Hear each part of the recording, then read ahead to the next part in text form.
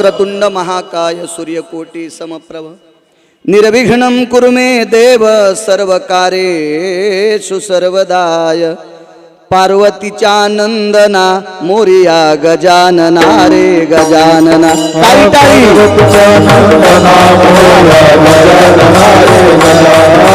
पार्वतीच्या नंदना मोरिया गजानना रे गजानना ताई ताई ताई गजानना रे मोरिया गजानना रे गजानना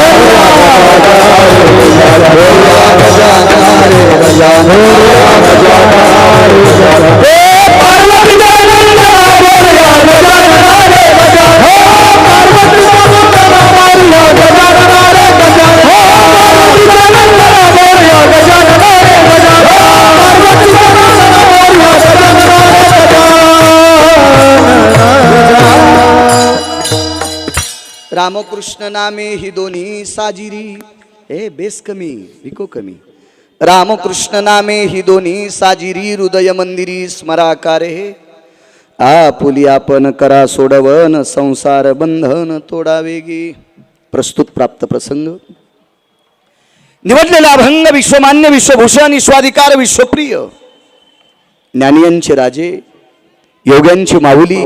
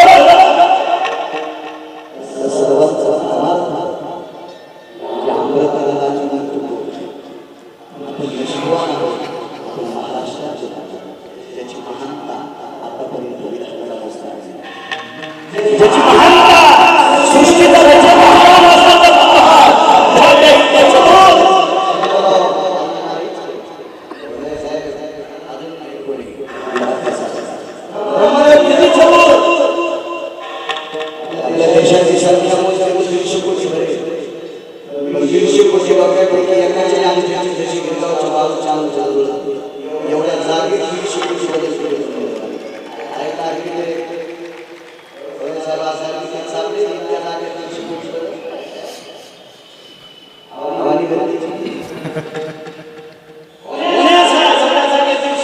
तो फक्त हरामासाचा कुंभार, कुलाल हाडाचा, बाप चाढाचा, अखंड मडके घरी तोरे, हे 3.5 हाताचं 9 छिद्राचं गाडगं तयार केलं. कुठल्याही गाडग्याला भांड्याला जर छिद्र असेल तर त्याच्यात पाणी राहत नाही. उभं गाडगं 9 छिद्राचं केलं, त्याच्यातलं पाणी मनानं बाहेर येत नाही. हा विधाता चतुर आहे आणि त्या विधात्याला सुद्धा या महाराष्ट्राचा मेळ लागला नाही. आणि त्या पवित्र महाराष्ट्रातले तुम्ही आहेत, भगीऱ्यांच्या नादी लाग जाऊ नका. विधाला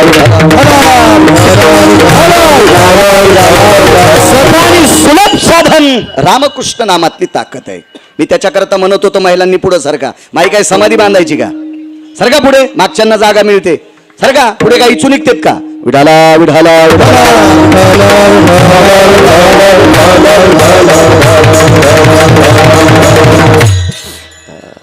सिमेंटाच्या घरात राहणार आहेत तुम्ही, आमच्यासारख्या थोड्याच मातोड्याच्या घरात राहता. हुशार आहेत, सांगितलं कळतंय. राम आणि कृष्ण ही 2 नावं साजरी. याचं साजरेपण काय? पुन्हा एकदा तुम्हाला विनंती करतो, तुम्हाला प्रणाम करतो. आळंदीतल्या मालकांच्या उक्तीनुसार, प्रभू तुम्ही महिषाची मूर्ती. कथा कीर्तनातला स्वतः प्रत्यक्ष शिवशंकर असतो. माझ्या गणेशांचे बाबा, भगवान सिद्धिविनायकाचे बाबा, भगवान शिवशंकर.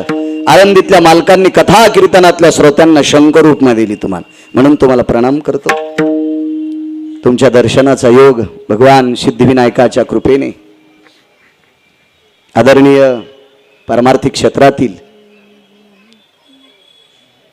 धर्मनिरपेक्ष तथा उद्योग क्षेत्रातलं एक नाविन्यपूर्ण रत्न मराठवाड्यातलं आदरणीय शंकररावजी पोवळे साहेब, भगवान सिद्धिविनायकाचे ते गोड भक्त आहेत. आणि त्यांनी आजच्या प्रसादाचा मान सन्मान उचलला. आजचा सिद्धिविनायकाचा अंगारक योगातला चतुर्थीचा आजचा प्रसाद करण्याचा मानस त्यांचा झाला. आणि त्या दिवशी प्रसादाला महाराज, एरवी जो आपण जेवतो का त्याला अन्न म्हणत असतात, आणि ज्या अन्नाच्या बाजूला भजन केलं जातं का त्याचा प्रसाद होत असतो.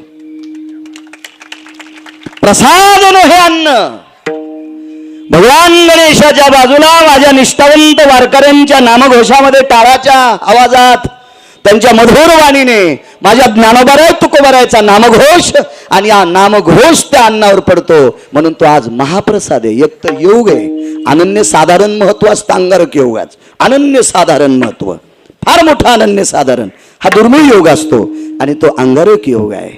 भगवान गणेशाचा हा चतुर्थीचा दिवस, आणि त्या दिवशी शंकरराव पोवळे साहेबांनी आजचा प्रसाद केला. त्या प्रसादाला नामस्मरण व्हावं म्हणून माझ्यासारख्या अज्ञानी छोट्याशा लहानशा गिरगावच्या बाळूला कीर्तन करण्याचा योग येतोय. ते माझं सुद्धा परम भाग्य. विठाला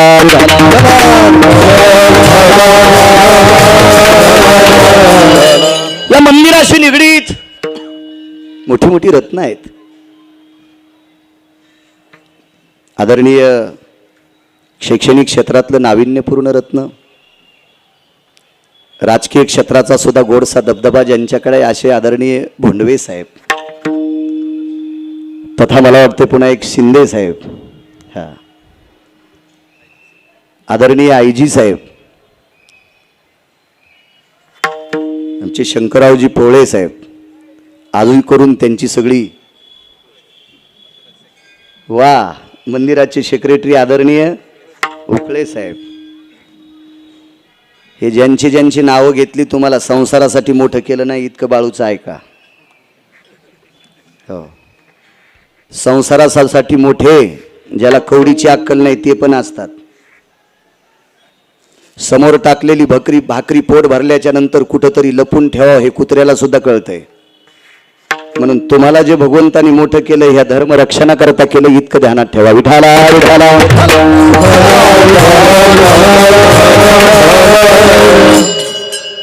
उकळे साहेब, भोंडवे साहेब, शिंदे साहेब, पोवळे साहेब शैक्षणिक क्षेत्रातले हे नाविन्यपूर्ण रत्न आहेत. एक लक्षात घ्या वाक्य. शास्त्राच्या दृष्टीनं संतांचं एक मंदिर आहे, मग सगळी संत आले त्याच्यात. एक मंदिर संतांचं आहे प्रवीण बुवा, दुसरं मंदिर देवाचं आहे, मग सगळी देवता आले त्याच्यामध्ये. आणि जगात वेदशास्त्र पुराणाच्या मतानुसार तिसरं मंदिर आहे, ते मंदिर आहे विद्येचं. आणि त्या विद्येच्या मंदिरात तुम्ही गोडसं काम करता. या पवित्र महाराष्ट्राच्या मातीतील विद्यार्थ्यांना घडवून या देशाचे हिरे बनवण्याचं काम त्या शाळेतनं तुम्ही करता. तुमच्या त्याही कार्याला गिरगावकराचा प्रणाम. विठाला विठाला.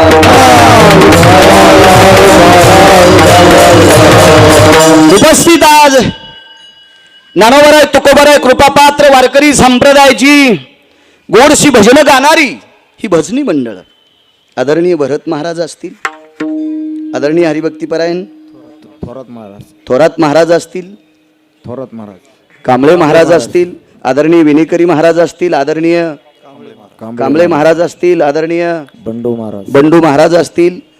गोड ज्यांचं स्वरावर प्रभुत्व गरड गुरुजींकडे शिकले असे प्रवीण महाराज उत्कृष्ट कीर्तनकार सुद्धा आहेत, ते असतील. आमचे आप्पा महाराज आहेत.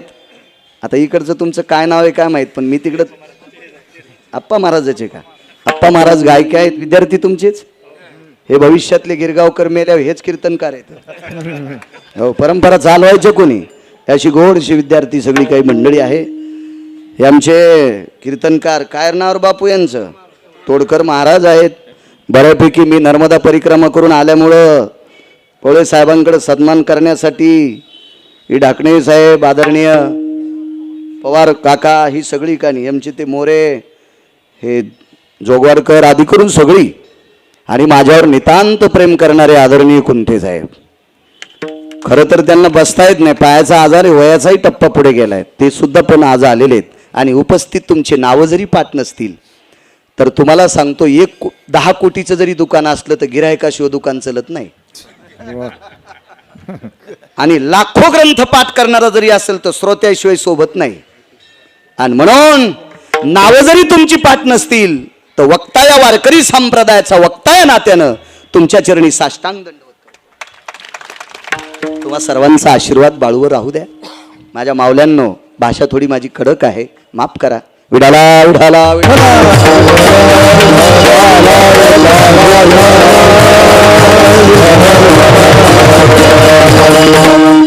पुनश्च पोळे साहेब, तुमच्यामुळे या पवित्र अंगारक योग गणेश चतुर्थीच्या दिवशी सिद्धिविनायकाच्या समोर महाराज या विश्वातला आराध्य दैवत भगवान गणेश आहे.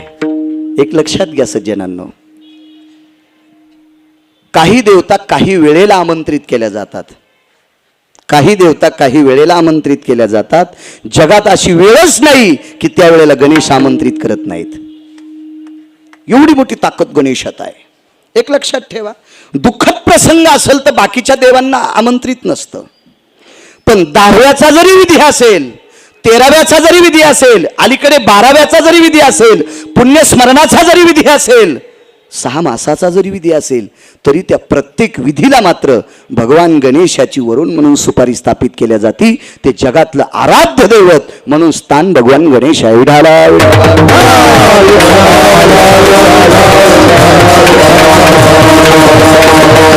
पवित्र पर्वणीवर आज तुमच्या पुढे 2-4 शब्द परमार्थाचे बोलण्याचा योग येतोय, ते माझं परम भाग्य. रामकृष्ण नामातली ताकद किती मोठी, किती सोपा पुरुषार्थ आहे रामकृष्ण नामातला, किती सोपा पुरुषार्थ, किती सोपा. काही अडचणीत जायची गरज नाही. एक सांगू का तुम्हाला, एक जणांना सांगितलं मला श्लोक वाचायचे, त्याला 4 स्वर आले पाहिजे. संस्कृत वाचायची ना पोळे साहेब, त्याला 4 स्वर आले पाहिजे. ज्याला काही स्वर नाही का, त्यानं संस्कृतच्या नादी लागायचं नाही. मुकट हरी हरी म्हणी जाय, ताण घेऊ नको. चला, संस्कृत म्हणायची असेल, वाचायची असेल तर रस्व दीर्घ चुकता कामा नाही. रस्व जर दीर्घ जर चुकलं तर त्याचं तुम्हाला पुण्य लागत नाही. मंत्र चढो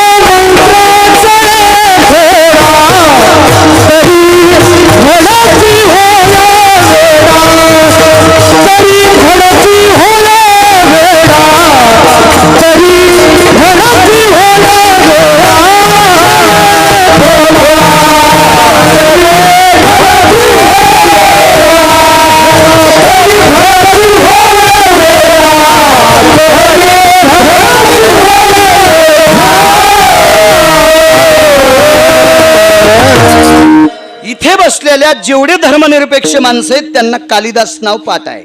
एखाद्या माणसाचं नाव नाही सांगत मी तुम्हाला. कालिदास म्हणजे संस्कृत मधले प्रचंड अस्खलित विद्वान व्यक्ती होती कालिदास. नादे अडचणीत हात घालायचा, घाली जा ना. इचूट असल्यावर मग दवाखान्याकडे पळत हात झटकीत. ऐका, कालिदास हे प्रचंड विद्वान. महाराज, आज महाराष्ट्राच्या मातीमध्ये एखाद्या व्यक्तीला जर संस्कृत चांगली येत असेल तर त्याला कालिदास पुरस्कार दिला जातो की हा संस्कृत मध्ये बरा गातोय. तर त्या कालिदास महाकालीचे भक्त होते. बघा, आपल्याला शक्य आहे का करणं? महाकालीचे भक्त पोळे साहेब. कालिदासांनी महाकालीची आराधना मांडली आणि कालिदासांच्या मुखारविंदातून थोडेसे 3.5 शब्द चुकले, फक्त 3.5. आवृतो सावव्रतेषु मिमक्रतुंजनं भवाः मध्यसुधा भवातीनं आवृतं सव्रतेषु दाः निधियां पतिभय सकलसुधानां छन्दकलाभय जायन्ते वृष्णिर्भयति छन्दसुधा मपि संगाभय जायते वृष्णिर्भयति व्यालाक्षायां सुदिव्यालाक्षं छन्द परावो. कोण गायचे? आमच्यासारख्या रेड्याला इतकं गाता येते. कालिदासांना किती गाता येत असेल? कालिदास किती अधिकारी असतील? त्यांना प्रत्यक्ष शंकर बोलायचे. आप्पा बुवा प्रत्यक्ष शंकर बोलायचे. जगदंबा प्रत्यक्ष बोलायची. सरस्वती माता कालिदासांचा कंठ शेकायची. गुंडे साहेब, एवढे प्रचंड विद्वान कालिदास. 3.5 शब्द चुकले, पूजा आटपली, संध्याकाळी झोपले, पहाटे सकाळी उठले. नशीब पौर्णिमेची रात्र होती. सकाळी उठल्याच्या नंतर साहेब अंग पाहिलं, माझ्या धोत्रा इतकं पांढरं झालं. पोळे साहेब, धोत्रा इतकं अंग पांढरं झालं. दुःख वाटलं, देवा काय चुकलंय माझं. भगवान शिवजीच्या मंदिरात गेले, माझ्या सिद्धिविनायकांच्या बाबांकडे गेले.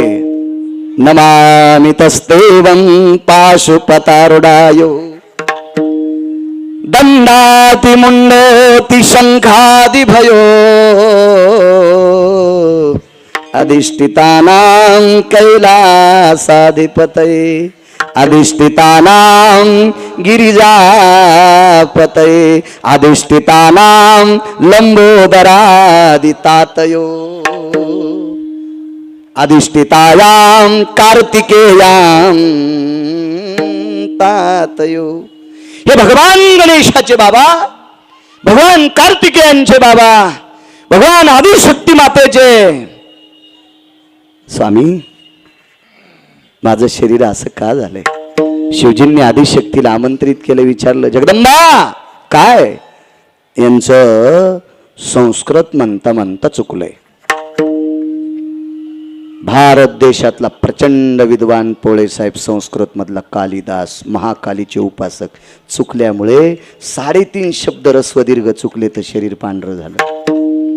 भगवान शिवजीची कृपा झाली का महाकालीच्या समोर लोटांगण घातलं आणि आई साहेबांनी अंगावर फुल टाकल्याबरोबर शरीर पहिल्यासारखं झालं. लक्षात घ्या, कालिदासाचं चुकलं, शरीर पांढरं झालं, पण भगवान शंकराची कृपा झाली, महाकालीची कृपा झाली म्हणून शरीर पहिल्यासारखं झालं. आपल्याला पप्याची माय नीट बोलत नाही तर देव बोलतो का आपल्याला? त्याच्याकरता अडचणीत हात घालू नका. माझे आनंदीतले मालक सांगते तेच करा. उठाला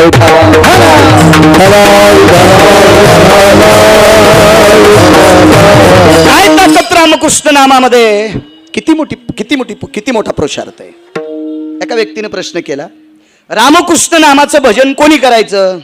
मालकांनी सांगितलं, सकळासी येथे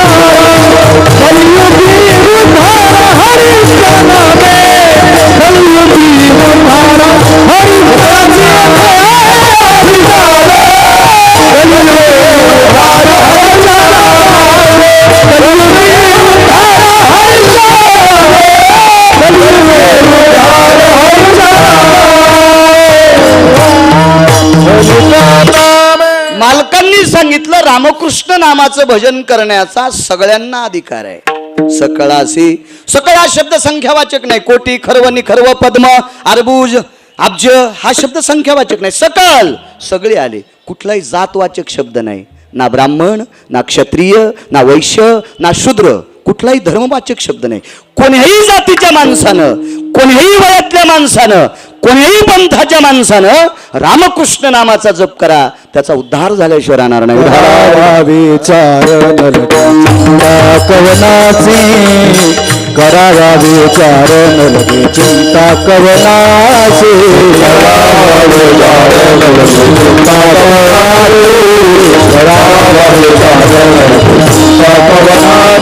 यारे यारे लहान थोर यारे यारे लहान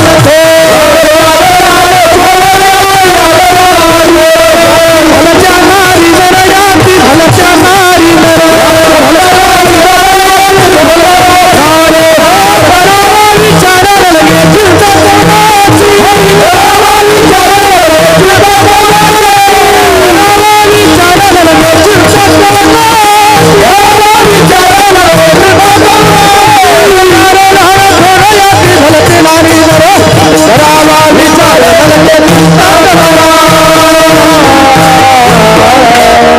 वा प्रवीण बुवा, छान. यारे यारे लहान थोर याती भलते नारी नर, याच्यातला एक शब्द ऐकता का? लहान आणि थोर. थोर म्हणजे आपल्याकडं किती पैसे आहेत याचं ज्ञान नाही, इतक्या पैशावाल्या थोरांना पण या, आणि संध्याकाळी जेवायला नाही त्या लहानांनी पण या. हे भजन म्हटलं की त्याचा उद्धार उठाला.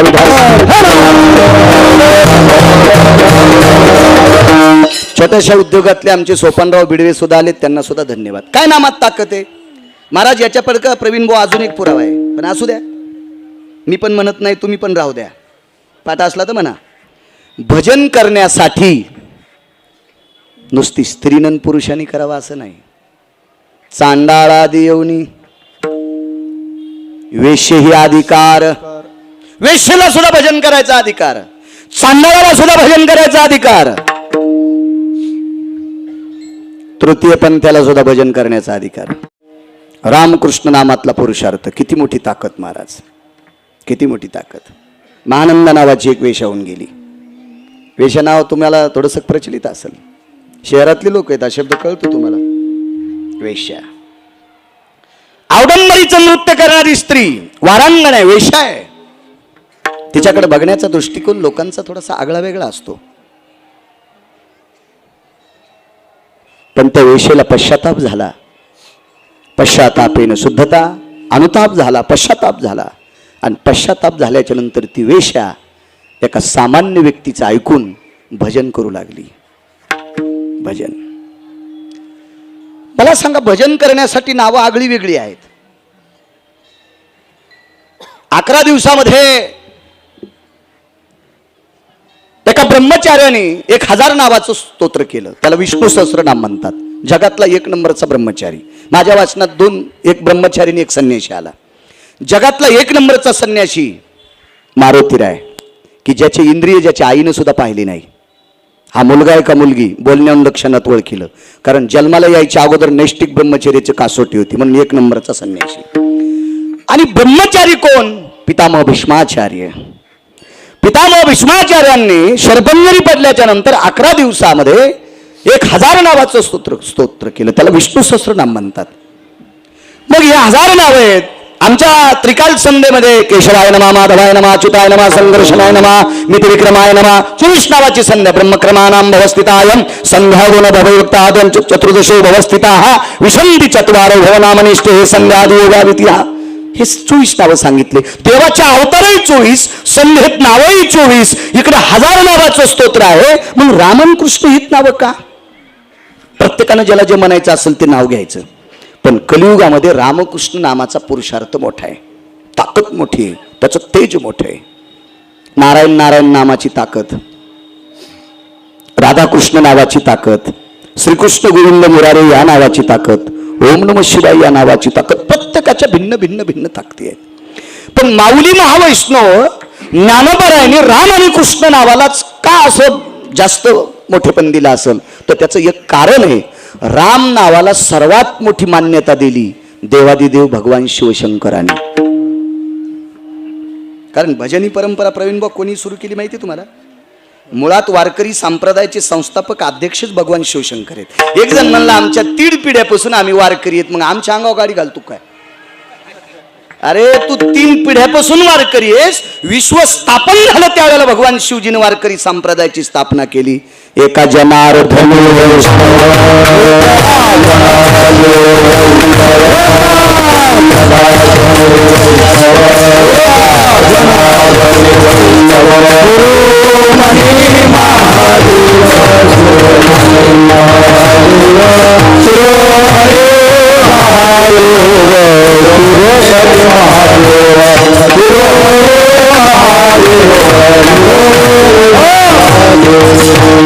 भगवान शिवजीने या संप्रदायाची स्थापना केली. भजन परंपरा त्यांच्याकडे आहे. सुरनर किन्नर नारद तुंबर गाते निरंतर रे, सुरनर किन्नर नारद तुंबर गाते निरंतर रे, माधवा मुरली मनोहर रे, माधवा मुरली मनोहर रे, माधवा मुरली मनोहर रे. सूर नर किन्नर नारद तुंबर गाती निरंतर रे. हे नारद आणि तुंबर भगवान शिवजीच्या सानिध्यात गायन. सांब गायन करी, सांब म्हणजे शिवशंकर आप्पा बुवा. भजन आणि भजन ही परंपरा. भजन करी महादेव, रामनामाचं भजन केलं. याच्याही पलीकडचं जर सांगायचं झालं तर शिव हळहळे तापला, राम नामे शीतल झाला किंवा तोया नामे शीतल झाला. भगवान शिवजीनं ज्या वेळेला विष प्राशन केलं, हलाल नावाचं विष, त्यावेळेला शिवजीनं नाना प्रयत्न केले, वाटेल ते साधना केल्या, पण ज्या वेळेला रामनाम कंठात धरलं त्या दिवशी शिवजींचं विष शमन होतं. शिवजींच्या लक्षात आलं ह्या नामात इतकी मोठी ताकद आहे. म्हणून शिवजींनी कृपांकित केलेलं, वरदानयुक्त केलेलं, अधिष्ठित केलेलं, आरक्षित केलेलं नाव म्हणजे राम. ज्ञानोबारायांच्या लक्षात आलं वारकरी संप्रदायाचे संस्थापक माझ्या ज्ञानोबारायांच्या बुद्धीचा कोणी ठाव घ्यायचा आहे? कोण कोण विचार करायचा त्या बुद्धीला? अहो 2-3 भाषा येणारी माणसं नीट बोलत नाहीत कोणाला. हो, आमचा एक मित्र मुंबईला राहतो, ते मी एकाच शाळेत शिकलो, त्याला 72,000 पगार आहे आणि मी इकडे बाहेरचं खातो.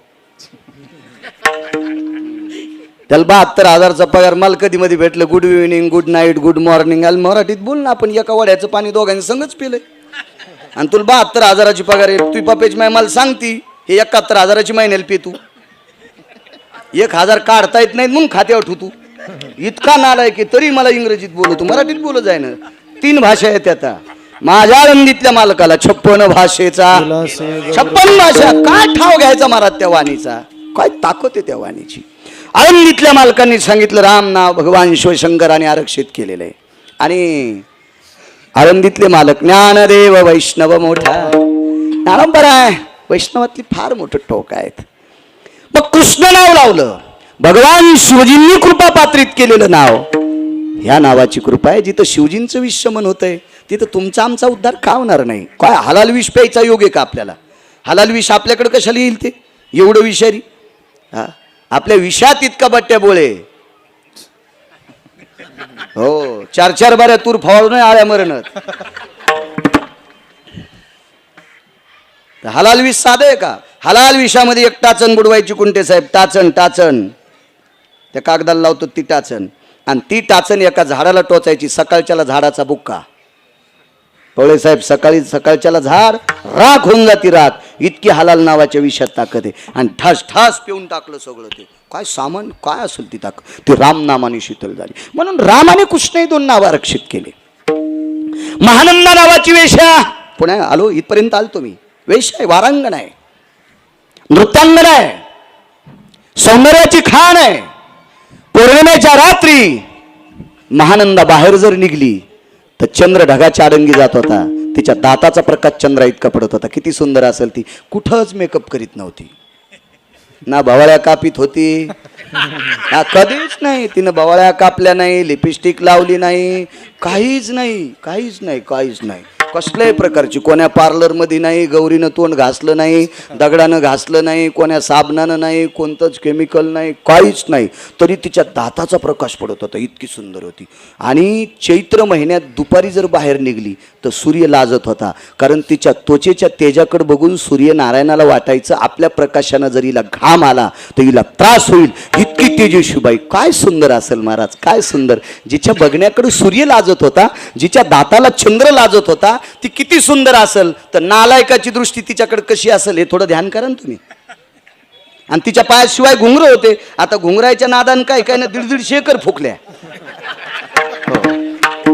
मला वाटतं ती घुंगर जरा ठोकर असते. मी काही पाहिले नाही पोळे साहेब, फक्त ऐकले. मला वाचायचा नाद आहे, पाहायचा नाद नाही. ते पाहिले असते तिकडे आलोच नसतो ना. ते घुंगर जरा ठोकर असते जरशे. त्याचा काय नाद असेल देव जाणे बाबा. एका व्यक्तीनं 600 ट्रक घातले. 600 ट्रक. मागच्या 19 वर्षापूर्वी तो ट्रकला गिरीस घालीत होता. त्याच्याकडे 600 ट्रक होते. नाव सांगत नाही. कमला सुंदरी नावाची भारतातली वेश्या. तिच्याकरता 600 ट्रक घातले आणि शेवटी तुमच्या टरकायला मग वंगण घालीत होता. कमला सुंदरी करता तर काय असेल महाराज, महानंदीचं रूप काय असेल. नभभयवतयनि तेजति कांता निशापति भययनि सकल जयो दिनपति भययनि जायन्ते दंत पंगति यति भावाना दंत पंगति यति भावाना निडल भवयन सकल जनो निडल भवयन सकल जनो निडल भवयन सकल जनो. काय महाराज, नैवम गांजा कसम लिखितम. हे काय गांजा फुकेनलेले का? एवढी तेजस्वी स्त्री महाराज कमला सुंदरी करता जर 600 ट्रक एकट्या नालायकानं घातलेत तर महानंदेकडे किती बघत असतील लोक, किती बघत असतील, किती बघत असतील. आणि त्या महानंदेला एका सामान्य व्यक्तीची उपरती झाली माझ्या माईंनो, आणि तिला भजन सांगितलं आणि तिने भजन करायला सुरुवात केली. जय जय राम कृष्ण हरी. एक जण म्हणला महाराज महानंदा ही भगवान शिवाची उपासक होती. मग भगवान शिवाच्या उपासकांनी रामकृष्ण हरी म्हणल्यावर तुला कुठे इचुडस तू? ते म्हणला नाही पण तुमच्या गोळ्या संपल्यात का? म्हणलं तू डोकं तपास मग. तू आहेस का, तू डॉक्टर आहेस का? म्हणलं माझा ब्रेन तपास, तुला येत असतो. नाही पण ती शिवांची भक्त होती. अरे सोंबळ्या, जी महानंदा शिवांची भक्त होती ते शिवच रामनामाचं भजन करत होते. विठाला विठाला विठाला.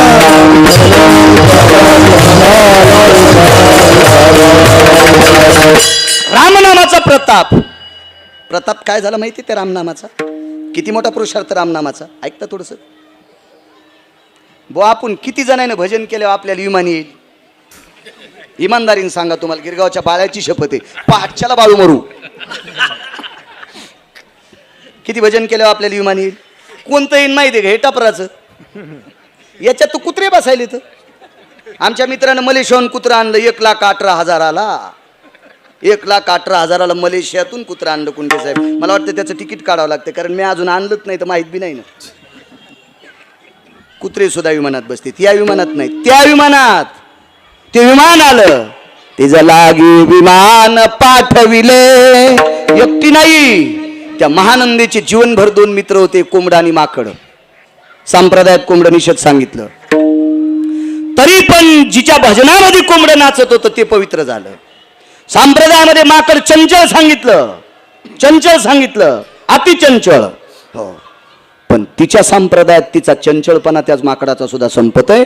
आणि एका कुकुटाला आणि मरकटाला घेऊन ती विमानात गेली. हा रामनामाचा पुरुषार्थ. म्हणून मालक पहिल्या कडव्यात म्हणतात, हे रामकृष्ण नामे हे दोन्ही साजे. रामकृष्ण नामे हे दोन्ही साजे. रामकृष्ण नामे रामकृष्ण नामे रामकृष्ण नामे हे दोन्ही साजिले. रामकृष्ण नामे हे दोन्ही साजिले. रामकृष्ण नामे रामकृष्ण नामे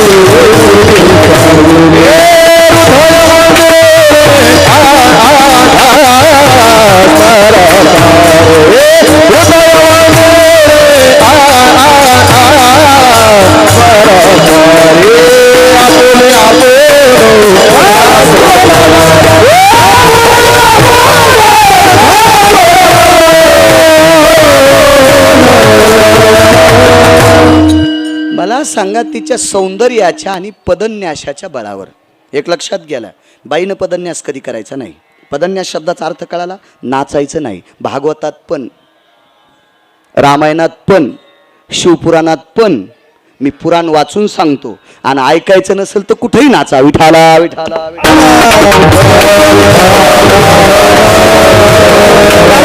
वैदिक संस्कृतीमध्ये, सनातन संस्कृतीमध्ये, भारतीय संस्कृतीमध्ये स्त्रीनं नाचलेलं सात्विक पुरुषानं पाहणं त्याच्यासाठी ते घातक ठरतं. म्हणून बायकांनी कधी पदन्यास करायचा नाही. एक बाई म्हणली, आम्हाला भागवतकारच नाचा म्हणले. तुम्ही हळूच कोण चिठ्ठी द्यायची महाराज, पप्याच्या माईला आणा ना, ती कशी नाचते आम्ही शिकतो. त्याची हवा जाईन त्या भागवतकाराची. विठाला विठाला विठाला.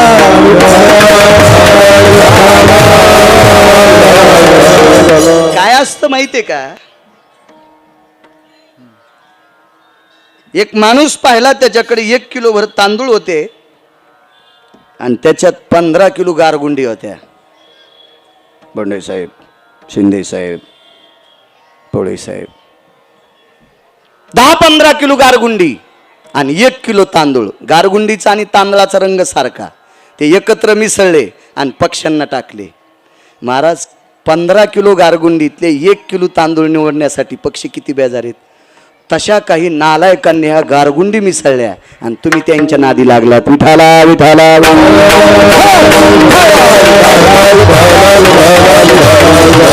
एक लक्षात ठेवा, गजगामिनी मृगनयनी ओ, गजगामिनी मृगनयनी ओ, कांता समभय जायन्ते, नारी भययनि सकल भयो, पूज्य सकलम प्रणिपदा, पूज्यम सकलम प्रणिपदा. माझ्या माईंनो राग येऊ देऊ नका. या भारत देशाची ओळख या देशातली स्त्री म्हणून आहे. या देशाची ओळख या देशाची स्त्री म्हणून आहे, लक्षात घ्या. टोळे साहेब ग्रामपंचायतच्या सदस्यापासून तर राष्ट्रपतीपर्यंत जेवढे पदाधिकारी आले ते कोणाच्या पोटी जन्माला आले? स्त्रीच्या. तुमच्या उद्योग क्षेत्रातले जेवढे उद्योगी जन्माला आले कोणाच्या पोटी जन्माला आलात? स्त्रीच्या. शिक्षण क्षेत्रातले तुम्ही जेवढे जन्माला आले ते कोणाच्या पोटी आले? स्त्रीच्या. आपले महाराज लोक सगळे कोणाच्या पोटी जन्माला आले? स्त्रीच्या. रत्नांना जन्म देण्याची ताकद तुमच्यात आहे.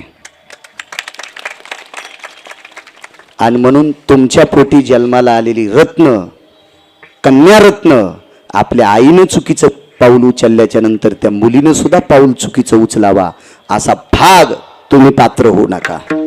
कारण या देशामध्ये सर्वात मोठं नाव आहे राज्य, राणी व संपत्ती. या देशाची राज्य, राणी व संपत्ती कोणती असेल तरी त्या देशाची स्त्री आहे. म्हणून माझ्या माईंनो नाही चुका करायच्या. तुम्ही माफ करा, मला राग आला असेल तर याच्यानंतर महाकीर्तनात बसू नका. तुम्हाला 30 गाव पठ्ठ्याल 36 गाव. विठाला विठाला.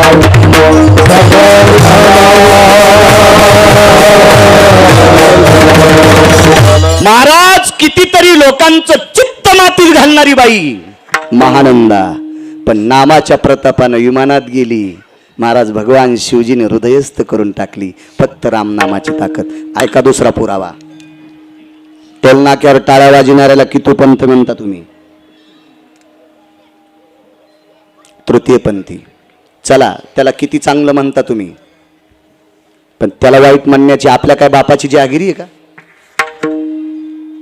पोळे साहेब, आपली पात्रता आहे त्याला वाईट म्हणण्याची? नाही, अद्याप नाही. का? हा त्याचा दोष नाही. त्याला विटेवरच्या मालकाने आणि काशीतल्या मालकांनी तो जन्म दिलाय. म्हणून कोणाला नावं ठेवत जाऊ नका, इतकी विनंती करतो. एखाद्या माणसाला पाय नाही, त्याला हल्लीच्या राजकीय क्षेत्रामध्ये म्हणजे म्हणण्यापेक्षा आपल्या भारतीय कायद्यानुसार त्याला दिव्यांग शब्द वापरतात. दिव्यांग. आणि साध्या प्रचलित भाषेत, जुनी भाषा, माफी मागून वापरतो, लंगडं म्हणतात. पण एखाद्या पाय नसणाऱ्या माणसाला लंगडं म्हणण्याची लायकी आपल्यात आहे का कुंटे साहेब? नाही. का? का नाही? आपण लंगड्याला दुरुस्त करू शकत नाहीत. म्हणून आपल्या नालायक वाणीनं पाय नसणाऱ्या माणसाला लंगडं म्हणायचं नाही. कारण त्याला देवाने जन्म घातलाय. तुमची आमची काय ताकद आहे? तसा एक तृतीयपंथी आहे, आणि तो तृतीयपंथी एका वारकऱ्याचा ऐकून पंढरपूरला गेला. रामकृष्ण नामात किती मोठी ताकद आहे बघा. वारकऱ्याचा ऐकून पंढरपूरला गेला. विश्वातलं फार मोठं तात्विक स्थान म्हणजे पंढरी. त्रिशूळावरी काशीपुरी, चक्रावरी पंढरी. जेव्हा नवते चराचर तेव्हा होते पंढरपुरा. काहीच नव्हतं त्यावेळेला पंढरपूर होतं. आणि त्या पंढरपूरला एक तृतीयपंथी एका वारकऱ्याचा ऐकून गेला. वाक्य नीट ऐका, कोण्या महाराजाचा ऐकून नाही गेला. महाराज चूक करू शकतात, वारकरी चूक करू शकणार नाहीत. वारकऱ्याचं सोंग आणणं वेगळं आणि वारकरी होणं वेगळं. वारकऱ्यांची सोंग सगळ्यांना आणता येते, पण वारकरी मात्र होता येत नसते. वारकरी होण्यासाठी फार मोठी वेगळी शक्ती लागते. अशा एका पवित्र वारकऱ्याचं ऐकून तो तृतीयपंथी त्या वारकऱ्याच्या नादी लागून पंढरीला गेला. चंद्रभागेचं स्नान केलं, पुंडलिक रायाचं दर्शन घेतलं, विटेवरच्या मालकाचं दर्शन घेतलं, विटेवरच्या मालकिनीचं दर्शन घेतलं, मंदिरामध्ये जेवढी जेवढी स्थानं होती त्या सर्व स्थानांचं दर्शन घेतलं. आणि त्या वारकऱ्याच्या सोबत गरुड पारापाशी ते उभं राहिले. गरुड पार, आता नुसतं गरुड खांब आहे, पार नाही. पार नाही. मला वाटतंय 100-200 वर्षापूर्वी तो पार काढला. तिथे एक पार होता छोटासा, आता गरुड खांब आहे. त्या खांबापाशी एका वारकऱ्याच्या सानिध्यामध्ये विटेवरच्या मालकाकडे तोंड करून तो तृतीयपंथी बसला. कळालं ना तुम्हाला? टोलनाक्यावर टाळी वाजणारा तृतीयपंथी. तो तृतीयपंथी पांडुरंगाच्या समोर गरुड खांबासमोर गरुड पारावर बसलेला आहे वारकऱ्याच्या सानिध्यात. आणि ते वारकरी सकाळचा काकडा म्हणत होते, पण त्या तृतीयपंथीला काकडा म्हणता येत नाही, पुढं म्हणता येत नाही, पाठ नव्हतं, पाठीमागं म्हणता येत नाही, स्वराचं ज्ञान नाही, काही नाही. पण त्या वारकऱ्यासोबत तो टाळ्या वाजित होता. नाही, बदल करा, टाळी वाजित होता. टाळ्या आणि टाळी फार मोठा फरक आहे. बोंडे साहेब आहेत का? बोंडे साहेब, राजाश्रय मिळाल्यावर टाळ्याच घेत जा, टाळीच घेत जा, टाळ्या घेत जाऊ नका. टाळीत आणि टाळ्यात फरक आहे. नुसती आश्वासनं दिल्या जातात, याच्यासाठी टाळ्या वाजतात. आणि आश्वासनं पूर्ण केली जातात, हिंदे साहेब, त्याच्यासाठी टाळी वाजल्या जाती. आणि आपल्या संप्रदायात प्रवीण बुवा टाळी टाळी वाजवावी, गुढी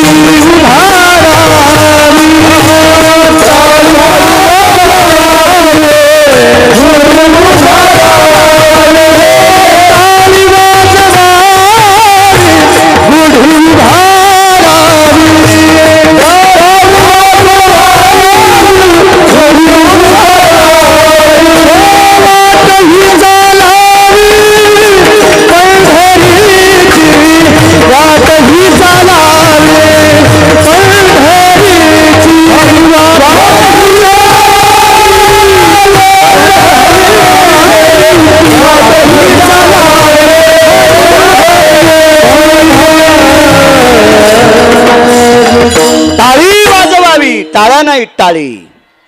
आणि तो टाळ्या वाजवत होता.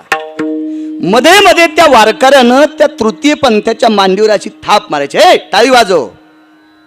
आणि टाळी ही तालात वाजल्या जाती. मला तर फारसं गाता येत नाही, पण चांगली राग रागिनी, चांगलं सुरेल गाणारी माणसं, शेजाऱ्याचा टाळ हुकला की त्याचा स्वर जाते. कधी कधी काही गायक माणसं चाळाचा टाळात त्या तालाचा ठेका पायाच्या अंगठ्यावर असतो त्यांचा. काय काय ज्ञान असतं, गंधर्वाची कृपा असते या लोकांना, इतकं गोडस गाता येते. मग त्या वारकऱ्याने सांगावे, त्या टाळ्या नको, टाळी. तासाभरात तो टाळी वाजवायला लागला. आणि एवढ्या तालात टाळी, एवढ्या तालात टाळी, एवढ्या तालात टाळी, की त्याच्या तालातली टाळी पाहत असताना विटेवरचं पागल झाले. विटेवरचं पागल झालं, विटेवरचं, त्याची टाळी पाहिल्याच्या नंतर. कारण देवाला आश्चर्य वाटलं की एक टोल नाक्यावर टाळ्या वाजवणारा तृतीयपंथी विधभर पोटाची खळगी भरण्यासाठी 10-5 रुपये देऊन आपली पोटाची खळगी भरवणारा व्यक्ती आज माझ्या दरबारात टाळी वाजवायला लागले. शिवाय एका वारकऱ्यासोबत. वा, काय तुझी टाळी रे, वा, किती तुझी टाळी. एक जण म्हणला, बाळू महाराज, देव त्या तृतीय पंथाच्या टाळीला कसं काय खुश झाला असेल, त्याचं कारण आहे का? महाराजाचं पोरग जर महाराज झाला असेल तर इतकं नाही चोंबळायचं.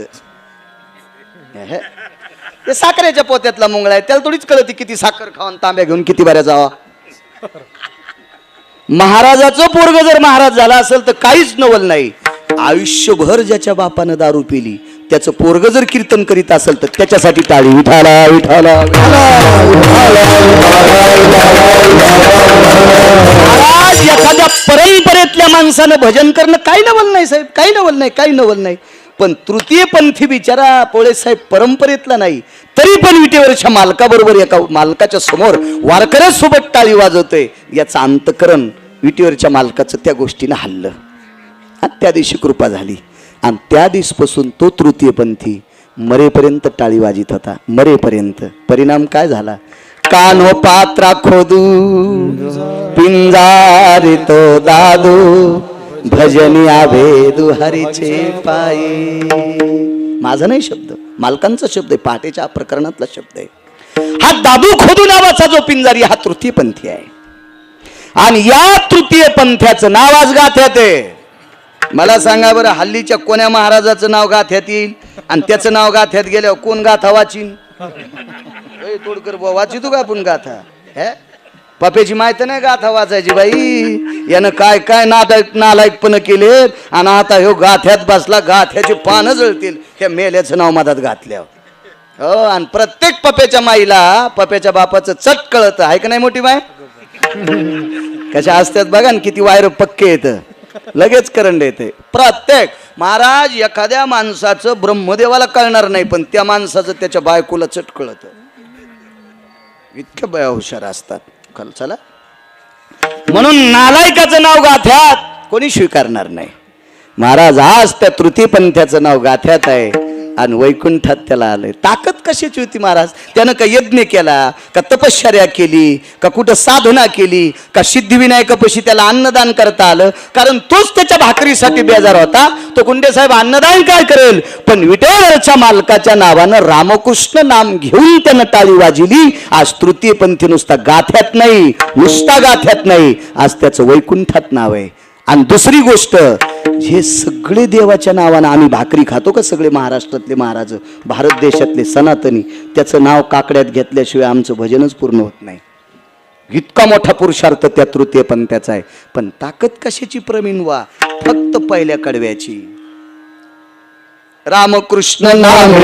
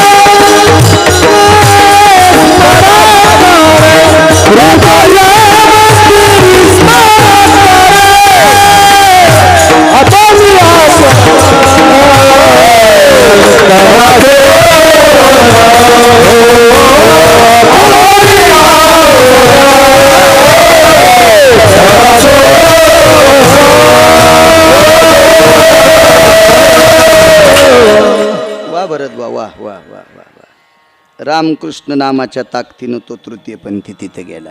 शबरी माहिती आहे तुम्हाला? रामायण फार ऐकले असतील, वाती वळूवळू ऐकले असतील, घरी गेल्यावर तंबाखू खाल्लीच असन. वा वा, काय पवित्र तोंड आहेत आपले. वा वा वा, माहिती शबरी. माझ्या माईंनो, इथं बसलेली एक बी पोळे साहेब बाई नसल की तिला ब्रश नसल. दात घासायला ब्रश नाही अशी बाई असेल का पुढे बसलेली? प्रत्येकीच्या घरात ब्रश. फक्त आहे ना, ब्रश कोविड मध्ये नवऱ्याच्या ब्रशच्या लांब ब्रश ठुलते. कारण येईल भीती वाटू लागली पप्याच्या बापाला कोविड झाला तर आपल्याला होईन म्हणून त्याचा त्या खिडकीत आणि हिचा या खिडकीत.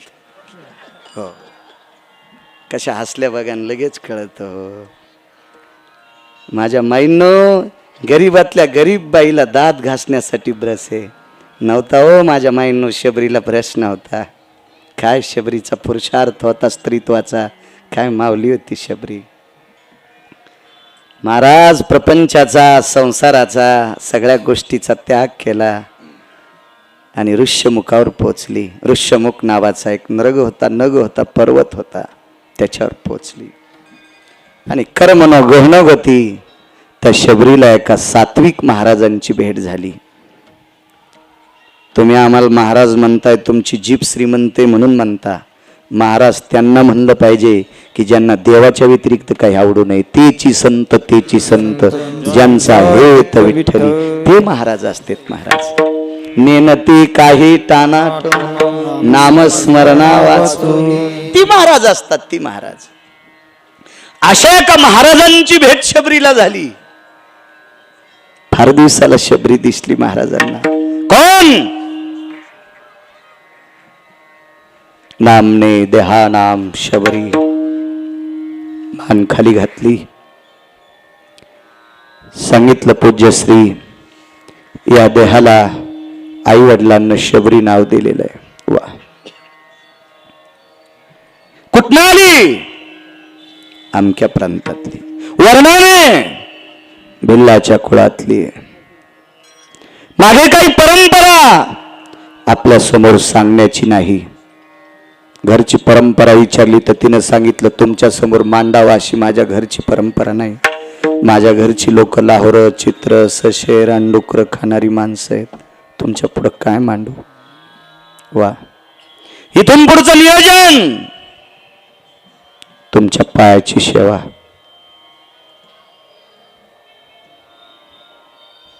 तारुण्य सांभाळता येईल. काय वाक्य वापरलं महाराज. माझ्या माईंनो आपल्या मुलीवर संस्कार करा. आपल्या मुलावर संस्कार करा.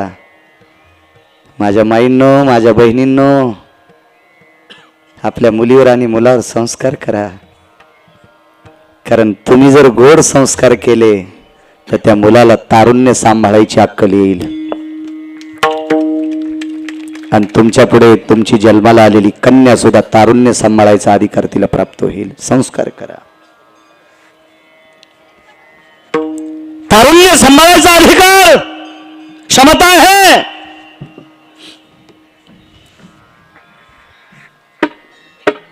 तुला तारुण्य सांभाळता येईल. महाराज शबरी ज्या झाडाखालून गेली त्या झाडाला फुलं लागत होती. फुलं इतकी शबरी सुंदर होती. आणि वाक्य पडलं जीवनभर आमच्या आश्रमावर सेवा करशील. आमच्या आश्रमाची परंपरा तुला माहित आहे का. तुला तारुण्य सांभाळता येईल का. शब्द नव्हता जवळ महाराज. माझ्या माईंनो शबरी टस टस टस रडू लागली.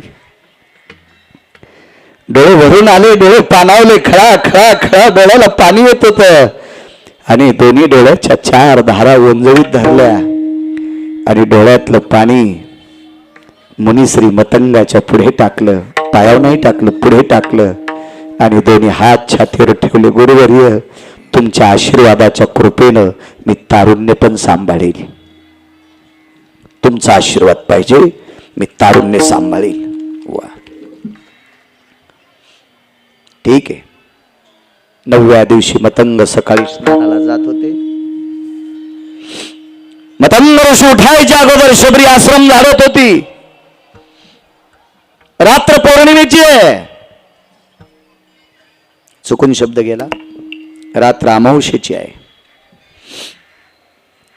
या अमावस्येच्या रात्री पहाटेच्या प्रहरी शबरी आश्रम झाडत असताना शबरीच्या भोवताल तिच्या तनूचा सुगंध पडला होता. तनू म्हणजे त्वचा. तनू म्हणजे त्वचा.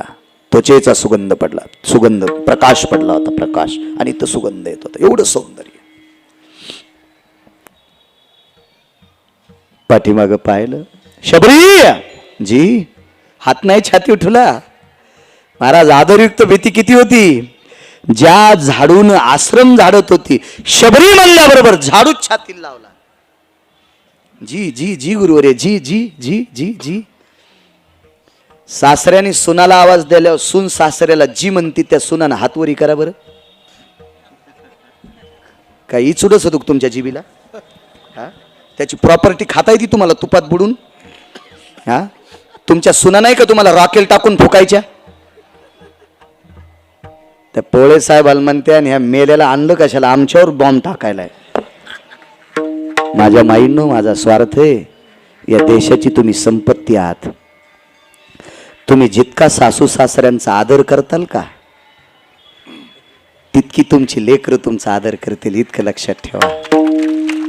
कारण प्रेम कधीच एक पात्री नसते. प्रेमाला कधीच एक बाजू नाही. आपण जेवढं प्रेम सांडावं तितकं प्रेम आपल्यासाठी पुढचे सांडत असतील. पोळे साहेबांचा साईराज नावाचा फार छोटासा मुलगा आहे. त्यांनी फोन करून आजीला बोलून घेतलंय कंधारून. मी म्हणलं का रे तू आजीला बोलवलं. हो म्हणे आमच्याकडे भंडारा आहे आजी ये ग तू. आणि चिमुकल्या नातवांचा शब्द ऐकून आजी इथपर्यंत नांदेडवरनं धावत आली. चिमुकला नातू चिमुकला. महाराज काय त्या चिमुकल्यावर संस्कार असतील. अशी संस्कार आपल्या लेकरावर करा की त्यानं आपल्या आजीला आपल्या आजोबाला जीव लावावा. तुम्ही जर त्या लेकरावर संस्कार केले त्याने आजी आजोबाला जीव लावला तर मायबापाला निश्चित बंगईत झोका देईल. इतकं गिरगाव करायचं. ऐका विठाला विठाला.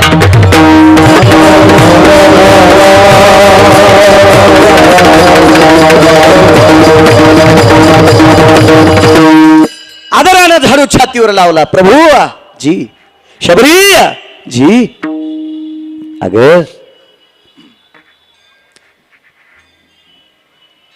तुला देवाला भेटा वाटतं का ग. तुला देवाला भेटा वाटतं का ग. शबरीने मान खाली घालून एक शब्द वापरला. गुरुजी तुमच्या पायात मला 33 कोटी देवता सापडतात. तुमच्या पायात मला 33 कोटी देवता सापडतात. काय पुरुषार्थ आहे शबरीचा. तरी पण शब्द वापरला. तुला देवाला पाहावं वाटतं का. देवाला भेटा वाटतं का. शबरीनं सांगितलं गुरुजी तुम्ही म्हणत असाल तुमच्या आशीर्वादानं देव भेटला तर निश्चित त्याच्या पायावर डोकं ठेवील. हरिप्राप्ती शिवपाय धरावे संताचे ते पाय. तुमचे पाय धरल्यावर देव सापडेल तुमची कृपा असली तर. वाक्य तोंडातून पडलं. शबरी विश्वाचा बाप जर तुला पाहिजे असेल तर आजपासून रामनामाचं भजन कर.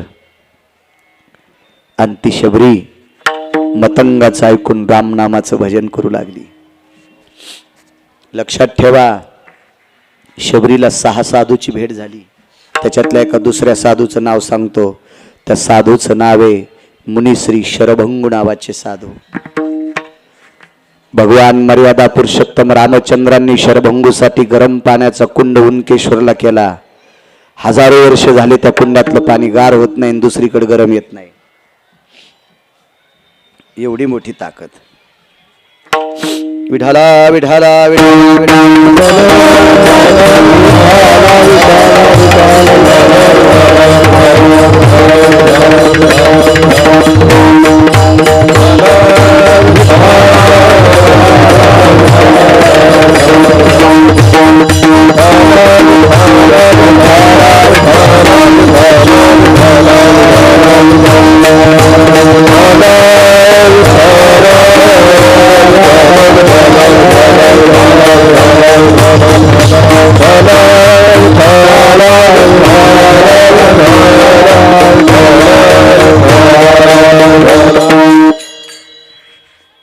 आजपासून तो रामनामाचं भजन करायचं. जी प्रभूजी जी जी जी जी. बसा मी नाव बघितलंय. सरजी बसा. आपल्या संप्रदायातल्या लोकांना एक विनंती. एक टेम्पोभर पुस्तकं वाचिल्यावर तहसीलदार होता येते आणि ते तहसीलदार 7वी 5च्या गिरगावच्या बाळूच्या पाया पडतेत. वारकरी इतके मोठे असतेत म्हणून माळा सांभाळा. विठाला विठाला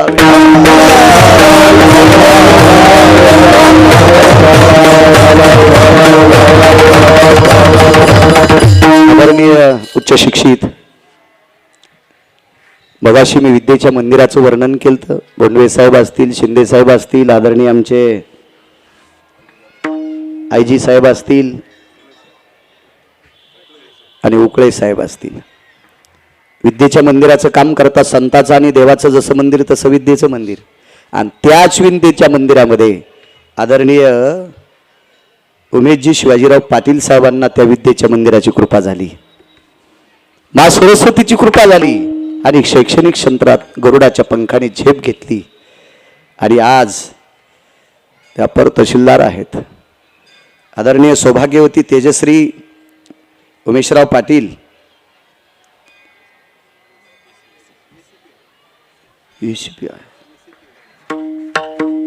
वा वा वा वा माझ्या माईंनो, तुमच्यातली एक माऊली किती मोठ्या पदाला गेल्यात माहिती आहे? तेजश्री ताई. काय पद म्हणले? ACP. आता मला नंतर याचा लॉंग फॉर्म सांगा, कारण 7वी पास असल्यामुळे. असिस्टंट कमिशनर पोलीस हे येत होतं थोडंसं मला, पण आपलं चुकू नये याच्याकरता कशाला. मला एक कळतंय, जिला गौऱ्या लावता येत नाहीत का ना तिनं धिरडे करायचे नाही. जिला गौऱ्या नीट लावता येत नाहीत तिनं धिरडे करणं म्हणजे पिठाचा नाश करणं आहे ना. आणि जिला पिठल्यातले गोळे फुटणं ती म्हणली मी बासुंदी करते. म्हणलं राव दे चतुर, आम्ही तसंच पिऊ. विठाला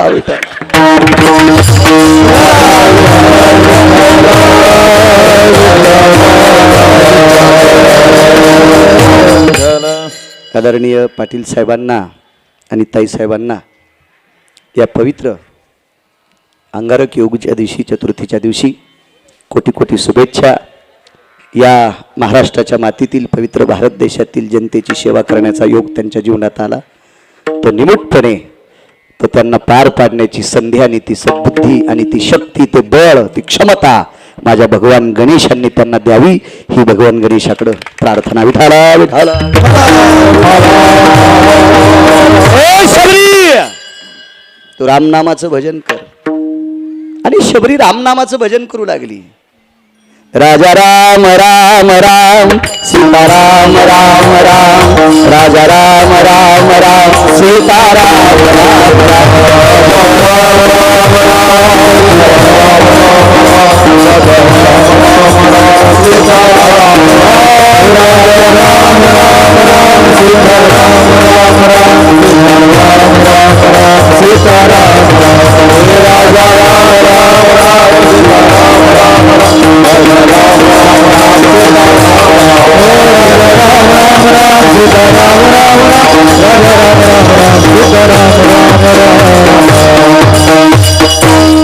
रामनामाचं भजन शबरी करू लागली. एक लक्षात घ्या, आता सुद्धा 10-5 श्लोक येणाऱ्यांना भजन नको वाटतंय. माझी इथे संहिता झाली. कुठं बी हो दे ना, कुठं बी हो दे तुझी संहिता, कुठं हो दे.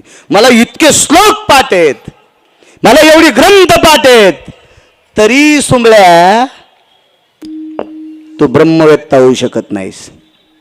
आणि ब्रह्मवेत्ते 4च, पोळे साहेब 4च ब्रह्मवेत्ते, शुक, याज्ञवल्क, दत्त आणि कपिल मुनी, 4 ब्रह्मवेत्ते. तू एवढे ग्रंथ जरी वाचिले तरी तू ब्रह्मवेत्ता होऊ शकत नाही. आणि जरी ब्रह्मवेत्ता झाला तर रामनामाचं भजन करणाऱ्याची बरोबरी करू शकत नाही. आईशे ब्रह्मवेत्ते अपरंपार नवे नामधारका बरोबर. असे अपरंपार जरी ब्रह्मवेत्ते झाले तर रामकृष्ण हरी भजन म्हणणाऱ्याची बरोबरी करू शकत नाही. तू काय सांगतो मला इतके श्लोक पाठ झाले, ते पप्याच्या माईला सांग. विठाला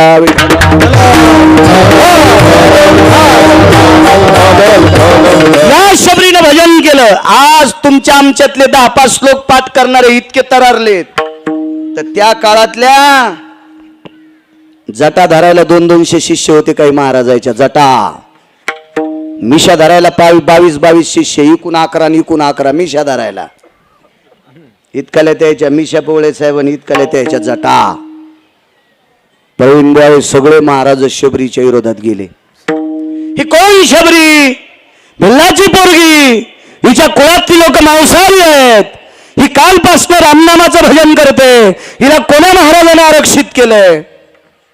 सगळ्यांनी सांगितलं मतंगाची कृपा आहे. 2 नंबरला शरभंगूंची कृपा आहे. विमानाचा शब्द मगाशी वापरला होता. पाटील साहेब, आपण सगळे ज्या विमानात बसतो त्या विमानात शबरी बसत नव्हती. शबरीचं विमान वेगळं होतं. एक लक्षात घ्या, 4-2 पुस्तकं शिकणाऱ्यानं बचर बचर करत जाऊ नका. एक 900 पानाचं पुस्तक प्रकाशित झालंय. त्या पुस्तकामध्ये रावणाकडे 14 विमान होती. त्या विमानाचा पायलट कोण होता, ते रावणाची विमानं कुठे उतरायची, मर्यादा पुरुषोत्तम रामचंद्रांच्या काळातली विमानं नंदीग्रामला का उतरायची, त्याचा आवाज कशा पद्धतीचा होता, तिथली झाडं कशी होती, हे 900 पानाच्या पुस्तकात वाचा, लक्षात येईल तुमच्या. कारण सामान्य साहित्यिक नाही, ते फार अधिकारी व्यक्ती आहे. लक्षात घेत जा जरा, जुन्या परंपरा किती गोड आहेत. अशा एका विमानात बसणारी महाराज मुनिश्री शरभंग, ते विमान शबरीने थांबवलं. तुझं चित्र कुठून येवोनी मार्गी उद्धरिले शिमुनी, शरभंग जाता विमानी, म्यारे म्यारे प्रार्थोनी पुशिले. रामायण सांगते, पैठणचे मालक सांगतात, शरभंग विमानात जात असताना म्यारे प्रार्थोनी पुशिले, विमान थांबवलं, उद्धाराचं साधन विचारलं. 6 पैकी 2 नंबरचं साधन मिळालं. 1 नंबरचं शरभंगू मतंग आणि 2 नंबरचं साधन शरभंगूवर मिळालं. रामनामाचं भजन कर. पुढचे 4 कोण होते घरी गेल्यावर वाचा. मी काय गुत्त थोडं घेतलंय. तुम्ही घरी गेल्यावर वाची जा. तुम्ही जितके हुशार होताल का तितके आमची लोक नीट कीर्तन करतील, आणि तुम्ही जितके गाफील राहताल का तितके आमचे गाणेच म्हणतील, आणि ते गाणे ऐकल्यावर तुम्हाला नरकाला जावं लागेल. विठाला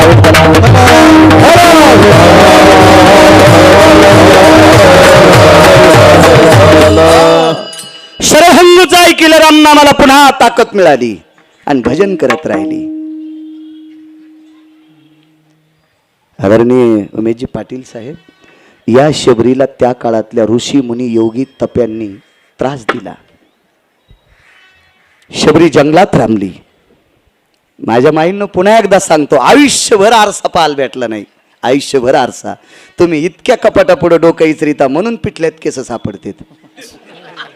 हो या, मी संसारिक आहे, मी थोडा ब्रह्मचारी आहे, मी थोडा संन्यासी आहे, आणि मी संसारिकाच्या घरी जेवतो, चपाती तुटत नाही.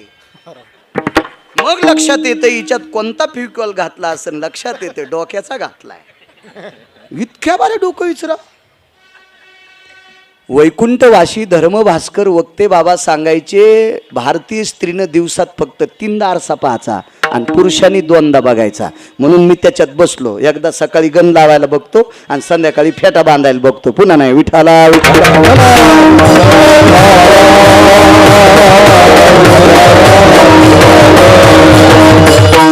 बघत जा. कधी कधी जात असताना कुठं कार्यक्रमाला यायला, त्याला पण फारसं नाही. कुठे केस इचरावा, डोक्याचे केस कुठं पडावा, हे द्रौपदीच्या चरित्रात वाचा. विराट राजाच्या घरी द्रौपदी सैरंद्र होती शेण काढायला, तर द्रौपदीच्या जीवनात केस विचारायची जागा कुठे होती, द्रौपदीचे केस किती पवित्र होते. आदरणीय पाटील साहेब, पोळे साहेब, द्रौपदीचे केस डोक्याचे खाली पडल्याच्या नंतर रामकृष्ण हरी म्हणत होते, इतके पवित्र डोक्याचे केस होते. म्हणून पंढरपुरातला तीसाठी पागल झालतो. विठाला विठाला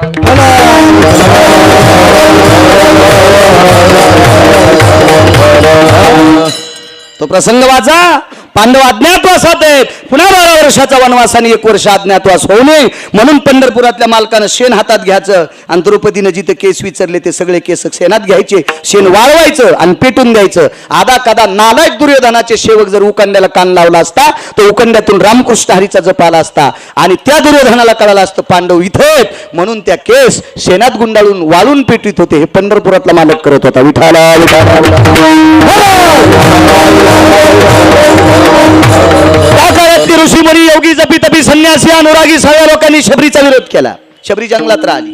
पण महाराज पंढरपुरातल्या मालकानं शबरीला अंतकरणात घेतलं, काशीतल्या मालकानं शबरीला अंतकरणात घेतलं, देवादेवतेनं शबरीला अंतकरणात घेतलं. थोडाफार अभ्यास केलेले महाराज विरोधात गेले आणि या सगळ्या महाराजांनी एक यज्ञ केला. आज जसा यज्ञ नामाचा आणि आजचा यज्ञ प्रसादाचा. पोळेसाहेब तुम्ही जे प्रसाद करता तो यज्ञ, हे आपण सगळे जे भजन करायलो हा नामाचा यज्ञ. हा दोन यज्ञ आहेत, एक अन्नदानाचा यज्ञ आणि एक नामस्मरणाचा यज्ञ. त्या लोकांनी एक हविषान्न म्हणजे यज्ञ तो केला, अग्नीमध्ये तूप टाकायचं. यज्ञशाळा बांधल्या, पर्णशाळा बांधल्या, अन्नशाळा बांधल्या. ऋषी मुनी योगी जपी तपी संन्याशी अनुरागे, ज्यांची जीभ केळीच्या पानासारखी पातळे, सुईच्या आणीसारखी टोकदारे, असे पाणिनीचे सूक्त म्हणण्यासाठी वेदांना मम भय व्याप्तिंजन जज्ञरे भयस्तथा सिदामिवद कृतजन्याः आपांबरो सर्वस्थितायां रुक्मिणी प्रमुख पांडुरंग पंचायतन देवतनाः गिरिजापतये तन्नमः सर्वास्तितो पाशुपतारुढाय यति कैलासाधिपतये उमां महेश्वरास्ततः ब्रह्म सावित्री शची पुरंदराय एकदंतास्तवचन सिद्धिविनायक तत्रादो बाबा यत् पुण्यता सर्वच्या आह्वानांच्या प्रियतांना ममः असे मंत्र म्हणण्यासाठी फारसे लोक होते. खूप लोक ही सगळी जमा झाली. आता यज्ञाला प्रसाद करण्यासाठी त्या प्रसादाला पाणी, गोमूत्र, गाईचं शेण, दही आणि गुळ एवढे पदार्थ लागत होते. तुळशीचं पान सापडलं, शेण सापडलं, दूध सापडलं, दही सापडलं, गोमूत्र सापडलं. पाणी आणायला सरोवरात गेले तर पाणी घाण झालं. पाटील साहेब, पाणी घाण झालं. सरोवराच्या कडीला यज्ञ मांडला होता. वाटेल ते प्रयत्न केला पाणी शुद्ध करण्याचं, पण पाणी शुद्ध होत नव्हतं. प्रत्येक महाराजाने आपल्या श्लोकाचा उच्चार केला, पाणी शुद्ध होत नव्हतं. कोणी नाना प्रकारचे आवर्तनं टाकले, पाणी शुद्ध होत नव्हते. पाणी शुद्ध करण्यासाठी यज्ञ केला, पाणी शुद्ध होत नाही. आता यज्ञ दुसऱ्या जागेवर न्यायचा. दुसऱ्या जागेवर न्यायला तर बाजूचे सरोवर पहा, त्याही सरोवरातलं पाणी खराब झालं. करावं काय? त्याच्यातला एक साधू शबरीला मानणारा होता. त्याच्यातला एक महात्मा पोळेसाहेब शबरीला मानणारा होता. आणि त्या साधूनं सांगितलं, तुम्ही एक काम करा, आपल्या सरोवराचं पाणी अशुद्ध झालं, तुम्ही एका पवित्र नामधारकाचा अपमान केला. बाकीचे अशा जटाच कुरवाळू लागले, दाड्या खाजू लागले, जटा आपटू लागले. कोण शबरी, कोण शबरी? अरे ती भिल्लकन्या शबरी. भजन करण्यासाठी जातीचा काही संबंध नाही, भजन करण्यासाठी कुळाचा संबंध नाही, भजन करण्यासाठी श्रीमंतीचा संबंध नाही. भजन कोणालाही करता येते, कोणालाही करता येते. मोमिनाच्या कुळात एक वारकरी जन्माला आला. मोमीन कळतो का तुम्हाला? मोमीन म्हणजे मुस्लिम, आणि मोमीन म्हणजे पानं विकणाऱ्याचं कुळ, आपण त्याला तांबुळी म्हणतो. मुस्लिमाच्या कुळात एक वारकरी जन्माला आला. त्या वारकऱ्याचं नाव होतं कबीर. आणि कबीरांनी भजन केल्याच्या नंतर आज वारकरी संप्रदायात कबीराचं साहेब मोठा अधिष्ठान आहे, फार मोठं अधिष्ठान. कबीराचे दोहे वाचल्याच्या नंतर माणसाचं हृदय भरून येतं. काय ते दोहे आहेत महाराज, काय विद्वत्ता आहे त्या कबीराची. कबीराने शेलईनता भजन करता करता शेला इनायचा. हा शेला ज्याच्या घरी गेला तो शेला भजन म्हणत होता. इतका मोठा कबीराचा पुरुषार्थ. जातीने मुसलमान होते कबीर, कारण भजन करण्यासाठी जातीचा काही संबंध नाही. मगाशी तुम्हाला सांगितलं तृतीय पंथाला विमान आलं, काही संबंध नाही. वेशेला विमान आलं, काही संबंध नाही. यातायाती धर्म नाही विष्णुदासा, निर्णय तो ऐसा वेदशास्त्री. तुका म्हणे नाही जाती सवे काम, ज्याचे मुखी नाम तोची धन्य. भजन करण्यासाठी जातीचा संबंध नाही, अभ्यास करण्यासाठी जातीचा संबंध नाही, चांगलं वागण्यासाठी जातीचा संबंध नाही, चांगला व्यवहार करण्यासाठी जातीचा संबंध नाही. एक सोपा शब्द सांगू का तुम्हाला? चतुर्थ्या कोण धरतंय? मुस्लिम का तुम्ही? तुम्ही म्हणजे हिंदूच्या बायका चतुर्थ्या धरत्यात. सफरचंद कोण विकतंय?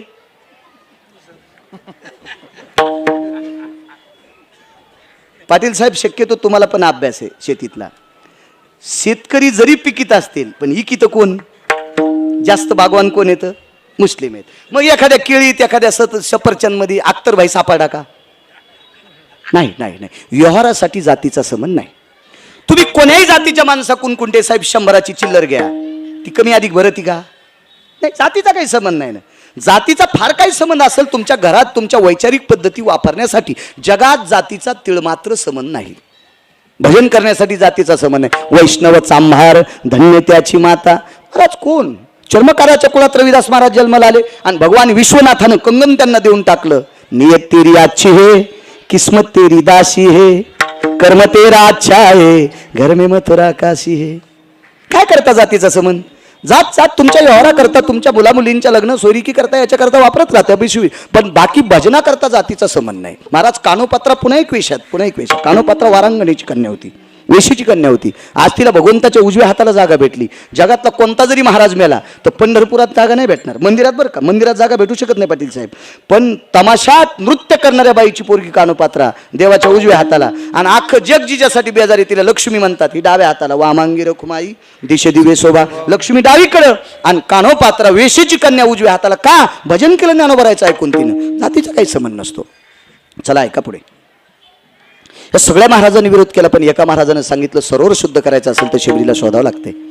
आता शबरीला शोधण्याकरता ज्या वेळेला जंगलात ही महाराज गेली, यांची शिष्य गेली, त्यावेळेला शबरी पळत होती. शबरी काही सापडली नाही. ही शेवटी घामाघूम होऊन कष्टी आवळू वावळू, काही काहीचे कष्टे, काही काहीचे धोत्र बोराट्याला अडकू अडकू फाटले. हो, कारण आमची लोक गावरान तूप खातेत, यायला का जंगलात पळता येत असतं का? कसं पळता येईल यायला? पण नाईलाजाने मोठ्याल्या महाराजांनी सांगितल्यामुळे सगळ्या शिष्याला पळावं लागलं.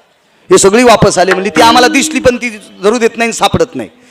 ज्या महाराजाला शबरी आवडत होती त्यांनी सांगितलं, शबरी तुम्हाला सापडत नाही ना, पण शबरी पळालेली पाहिली का नाही तुम्ही? हो. मग शबरी ज्या रस्त्यानं पळाली, शबरीचे जिथे पावलं उमटले त्या पावलावरची चिमुटभर माती आणा. आणि शबरीचा जमिनीवर उमटलेला पाऊल पाटील साहेब, त्याच्यातली एक चिमुटभर माती अंजळीत आणली आणि सरोवरात टाकल्याबरोबर सरोवराचं पाणी वाळ्याचं पाणी झालं. वाळ्याचं वाळ्याचं पाणी कशाला म्हणते हे तुम्हाला टिकल्या लावणार कळत नसतंय. वाळ्याचं पाणी कशाला म्हणते तुमच्या सासूला विचारा, म्हाताऱ्या सासूला, आजच सासूला, तिला विचारा, तिला वाळ्याचं पाणी कळत असते. तुम्हाला कुठं वाळ्याचं पाणी कळलं? विठाला विठाला विठाला.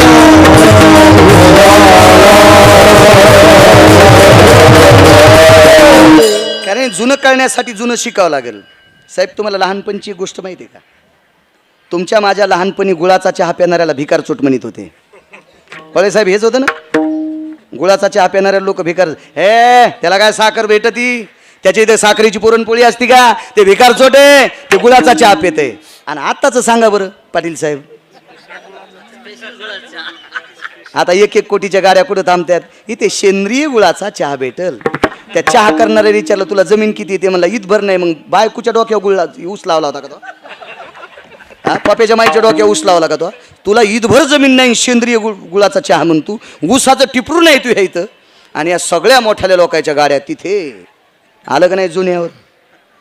कोरोनानं बरोबर जुन्यावर पाठवली माणसं, नीट केले, नीट केले जुन्यावर. त्याच्याकरता जुनं पाहत जा. आडीतलं दूध माहिती आहे का तुम्हाला? आडीतलं उगं माना हलू नका बैऱ्या बाईवानी. बैरे 2दा असं देत पाटील साहेब. पुढचं हसल्यावर एकदा, पुढचं हसल्यावर एकदा, आणि कशासाठी हसले कळाल्यावर 2दा. तसं काही मान आला. आडीतलं दूध, आडीतल्या दुधाचं वर्णन आमच्या पोरायच्या माईनं ऐकलं. पोरायची माय म्हणजे माझी बायको, माझं लग्न झालेलं आहे. तिने ऐकलं, म्हणजे आडीतलं दूध काय? म्हणलं आडी करण्यासाठी खड्डा करावा लागतो. आमच्याकडे गिरगाई येतात. मग ती म्हणली आपण करू. ते म्हणलं खड्डा आपल्याला जमणार नाही. कसं काय जमणार नाही? आपल्या स्लॅबची जाडी 5.5 इंच आहे. बसा, आपल्या स्लॅबची जाडी किती आहे? 5.5 इंच. आणि आडीला खड्डा किती करावा लागतो? 1.25 फूट किंवा 2.25 फूट. मग 2.25 फूट केल्यावर खालच्या मजल्यातली जळते, त्याच्यामुळे आडी करता येत नाही. काही काही गोष्टी जुन्या शोधत राहा. किती गोडवा आहे त्याच्यामध्ये, फार मोठं तात्विक नाविन्य आहे. वा, मी परिक्रमेला गेलो पाटील साहेब. नर्मदा परिक्रमा 3600 किलोमीटरची होती. मी 72 दिवसात महाराष्ट्रातल्या तमाम सात्विक लोकांच्या कृपेने मी 72 दिवसात 3600 किलोमीटरचा प्रवास केला. येत्या 17 तारखेला माझी ती परिक्रमा पूर्ण झाली. पण मला एक आदर्श घ्यावासा वाटला मध्य प्रदेशातल्या लोकांचा. माझा एक आजार होता, मला उभं राहून कीर्तन करता येत नव्हतं. आदरणीय डॉक्टर हुशे साहेब मला मेडिकल द्यायचे. पण 3600 किलोमीटर चालल्याच्या नंतर आजचं माझं 7वं कीर्तन, उभं राहून कीर्तन करतोय.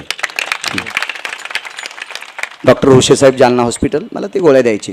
पण माझ्या गोळ्या जबलपूरला संपल्याच्या नंतर मी 25 मेडिकलवर त्या गोळ्या पाहिल्या, सापडत नाही. नंतर हा अजय गरजा महाराष्ट्र चॅनल आहे त्याचं, तो मला गोळ्या घेऊन हुशे साहेबांकडनं पुन्हा आला. मला एक बुटही घेऊन आला होता छानसा. माझे 5-6 जोड फाटले होते. मी मध्ये गेल्याच्या नंतर मध्य प्रदेश पाहत असताना मला मोठ्यातलं मोठं हॉस्पिटल सापडलं नाही, फारसे मेडिकलचे दुकान सापडले नाही. तिथल्या एका तुमच्यासारख्या उच्च शिक्षित व्यक्तीला पाटील साहेब विचारलं. त्यांनी सांगितलं आमच्या मध्य प्रदेशामध्ये 40 ते 45 भूखंड आहे वापरायच्या, म्हणजे कसायच्या, जमीन करायच्या लागी, पिकवायच्या लागी. हा सगळा बाकी आमचा जंगल एरिया आहे. आणि प्रत्येक झाडाच्या मुळ्यापासून आलेलं पाणी आम्ही पितो. याच्याकरता आम्ही आजारीच कमी पडतो. एका 500 कोटीच्या मालकाकडे आमचा मुक्काम झाला, ज्याच्याकडे 500 कोटीची प्रॉपर्टी होती. तो मसाल्याची कंपनी होती त्याच्याकडे. त्या माणसाकडे आमचा मुक्काम झाला. थंडीची फार मोठी थंडीची लाट होती. माझ्याकडे मी स्लिपिंग बॅग घेतली. ती स्लिपिंग बॅगसुद्धा कमी पडली, तरी पण थंडी वाजत होती. त्या माणसानं खापराची एक कुंडी आणली. त्या कुंडीमध्ये लाकडं पेटवले आणि त्या लाकडाचा धूर विजल्याच्या नंतर आमच्यापाशी एक कुंडी ठेवली. त्यांना म्हणलं तुम्ही एवढे मोठे 500 कोटीचे मालक आणि ही कुंडी? ते म्हणले आमच्या सगळ्यांच्या बेडमध्ये 20 त्याच्याच कुंड्या आहेत. माझ्याकडे 500 कोटीची प्रॉपर्टी असताना सुद्धा 5 रुपयाच्या सुद्धा आम्ही गोळ्या खात नाहीत. जुन्याची ताकद आहे. जुनं लक्षात घेत जा, जुनं लक्षात घेत जा. शिकाकाईनं डोकं धुत होत्या. शिकाकाईनं डोकं धुत होत्या, पण त्यांच्या सुगंधानं फारसं जास्त काही सांगत नाही. नकोय नकोय नकोय नकोय आता, नकोय आता. जुनं जुनं आजमत जा. एका गोळणीमध्ये आपल्याला सकाळच्या पहाटेच्या काल्याच्या अभंगामध्ये गोळणीत एक सुंदर जुनं खाचं सांगितलं. वांगे भाजून भरीत करी, वरी कांद्याची कोशिंबिरी, आई लहानचं घे ग हुंडा, मला लवकर करून दे मांडा, आई ग खडी साखरेचे खडे, मला लवकर करून दे वडे. काय जुन्या खाण्याचा आनंद, किती मोठा जुन्या खाण्याचा आनंद. आपल्याकडे नवीन नवीन एक गहून प्रकार बहु फार जुन्या मावल्या करायच्या, फार फार फार वेगळं करायच्या. आपल्याला एकच दिसतो, बर्गर, पॅटीस. ते पॅटीस पिळल्याच्या नंतर वाटीभर तेल निघत आहे. म्हणून ह्या पॅटीस खाणाऱ्याला वाटी वाटी गोळ्या खाल्ल्याशिवाय झोपा पण येत नाहीत. ह्या पोट पाहिलं बिनगिवानी, रजिस्टर रे आला, टेबल घ्यायचं कामच नाही, त्याच्यावर लिहायचं. मी बी तुमच्यासारखं खाऊ खाऊ मलाही जर बेजारी झाली, माझं 14 किलो 700 ग्रॅम वजन कमी झालं. विठाला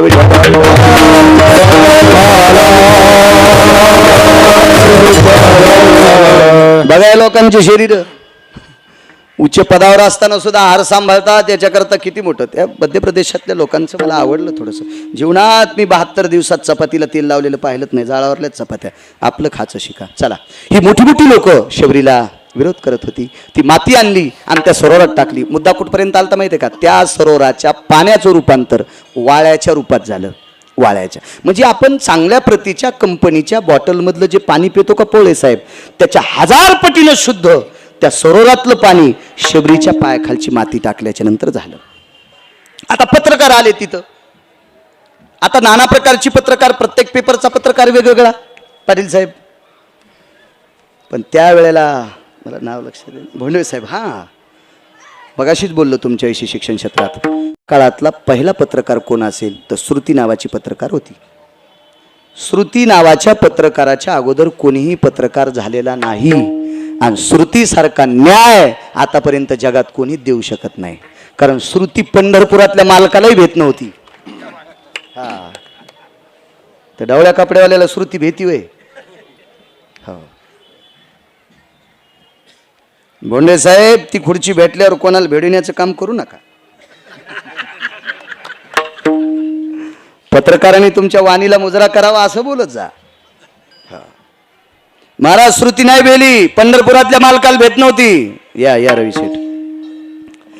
श्रुतीला एक दिवशी भगवान शिवशंकरांनी एक शब्द सांगितला. श्रुतीने सांगितलं, प्रभू माफ करा, आयुष्यभर तुमचं भजन करते, पण हे शब्द नाही ऐकायचे. बघा बघा, एका पुराणाचा दिलासा घ्या, कोणता शब्द होता. पंढरपुरातल्या मालकानं श्रुतीला 3 वेळेस टाळलं. पंढरपुरातल्या मालकाला सांगितलं, तुमचं भजन करते, पण तुमचे 3 शब्द ऐकणार नाही. सगळं सांगायला वेळ मोज काय आपल्याकडे. बैल 2 जमीन 300 एकर इतकी वाहन होत नसती. मला फक्त 9चा टाईम येईल. मला वाटतं आटपला टाईम आहे आता. माणसांना प्रसाद घ्यायचा आहे. शहाण्याबाईनं वरण शिजल्यावर गॅस बंद केला पाहिजे, पण तिने गॅस चालूच ठेवला. ती म्हणली, माझ्या नवऱ्याला 3 लाख पगार आहे. म्हणलं, जळू दी पगार, पण वरण जळालं ना. वरण नको जळू देऊ ना. लय गॅस येतं आम्हाला टाक्या ती 2-4, पण वरण जळूस तर नको ना चालू ठेवू. म्हणून तसं कीर्तन आपल्या वेळेस संपवा अशी मर्यादा असती. समय जाना समय जाना. चला, शबरीकडे श्रुती नावाची पत्रकार आली. आणि त्या श्रुती नावाच्या पत्रकाराने शबरीला विचारलं, माते, तुझ्या पायाची माती सरोवरात टाकल्याच्या नंतर सरोवर शुद्ध होते. तिनं सांगितलं, मला काहीच कळत नाही. माझ्या पायातला प्रताप आहे का पायाखालच्या मातीचा प्रताप आहे का माझ्या शरीराचा प्रताप आहे? मी तर कुळानं भिल्लाच्या कुळातली आहे. मी भिल्लाच्या कुळातली, मला काही सांगता येणार नाही. ही पत्रकार महाराजांकडे गेली. आता काय होतं माहिती आहे का, भोंडवे साहेब, लहान माणसाचं गुणगान गाण्याची वेळ आली की मोठ्या माणसाला जरासं दुःख वाटत असतं. मोठ्या माणसाला थोडंसं दुःख वाटत असतं. आता मी शहरात राहतो. आमच्या शेजारी एका बाईच्या सासऱ्याचं पक्ष होतं. पक्ष म्हणजे पित्र होते. आणि पित्राला 14 पदार्थ लागतात. त्याच्यातला मुख्य पदार्थ आहे कढी. कढीसाठी आमसूल लागते, चिंचाची पानं लागतात, किंवा चिंच लागते, किंवा ताक लागते, किंवा दही लागते. आता शहरात असल्यामुळे तिच्याकडे शेतात चिंच आणि चिंचेची पानं आणायला जात कोणी नव्हतं. योगायोगानं गावात एक चुकीची घटना घडल्यामुळे सगळे किराणा दुकान बंद असल्यामुळं आमसूल भेटत नव्हतं. पण आमच्या कॉलनीच्या बाजूला अर्धा किलोमीटरच्या अंतरावर एका बाईकडं पोळेसाहेब 4 म्हशी होत्या. तिला गुंठाभर जमीन नाही. आणि जिच्या सासऱ्याचं श्राद्ध आहे तिच्या नवऱ्याला महिन्याची 10 लाख कमाई होती. 10 लाख कमाई ही फार कमी सांगतो, कारण तिच्या नवऱ्यानं सही केली की टेबला खालून सुटकेस येतच होती. एवढ्या घरची बाई. पण आता सासऱ्याच्या श्राद्धाकरता मग कीर्तन ऐकणार होती आणि तिला माहित होतं हे जेवायला येणार आहे. मला त्या दिवशी कीर्तन नव्हतं. हो, मी कीर्तन असल्यावर तर बाहेरचं खातोच, पण कीर्तन नसल्यावर पण कोणाच्या घरचं खातो. तसं नाही खाल्लं की मग पोट राहत नाही, दुखत आणि पोट. ते मला रोज नारळ घ्यायची सवय. एके दिवशी झोपच येईन भोंडवे साहेब. आमच्या पोरायची माय म्हणली तुम्हाला झोप कस काय ना, मग एकच काम कर, एक नारळ घे, तू हेच 10 रुपये दिन माझ्या हातात दे. नाही इतकं नका हसू, तितकं नाही इचकलेलं. तुम्ही सुद्धा तिच्याच मागे येत, तुम्ही मह्यापेक्षा पोटकिडे येत. विठाला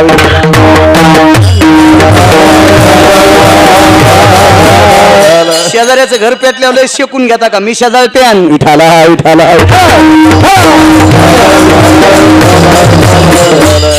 आता या बाईला पाटील साहेब ताक आणायचं, त्या बाईकडे गेली. पण तिनं ते ताकाचा जो गडू होता का, तांब्या होता का, ते असा पदराखाली झाकला भोंडवे साहेब आणि त्या बाईकडे गेली. त्या बाईनं सांगितलं, बाई मालकीन बाई ऐका ना, मी 2 लिटर दही देते, अर्धा किलो गावरान तूप देते लोण कड्याचं. आता ही दुकानावरलं खात होती. ती बाई म्हणली लोण कड्याचं तूप देते आणि 2 लिटर दही देते, पण तुपाचं बकेट एका हातात न्या, दह्याचं बकेट एका हातात न्या. ती म्हणली बाई माझ्या नवऱ्याला 10-15 लाख रुपये महिन्याची कमाई आहे आणि मी उघडं ताक कसं नेऊ. मग ती म्हणली म्हशी धुताना मला नाही लाज वाटत का? म्हशीला चारा टाकताना शेण काढताना मला लाज वाटत नाही, तुला फुकट तूप न्यायला लाज वाटते?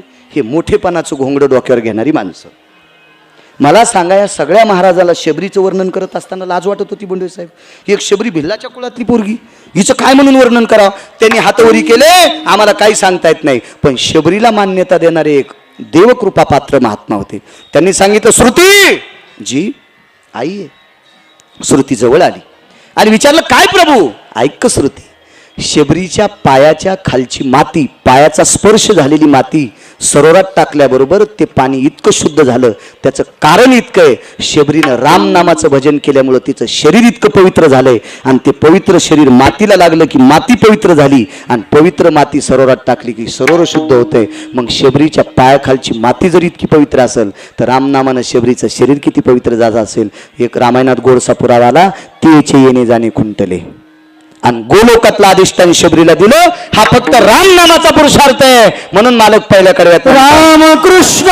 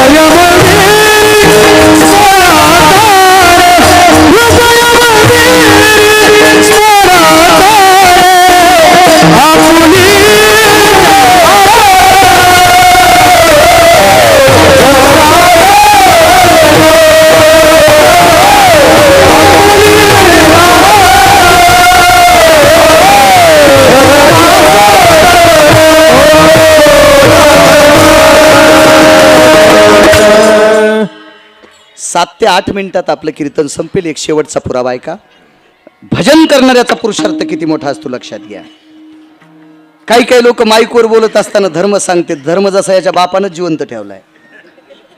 हे धर्म पप्याच्या माईल शिकव ना. हा बायकोला धर्म शिकवून तुझ्या बायकोला लोकायला धर्म सांगतोय सुंबळ्या. विठाला विठाला विठाला.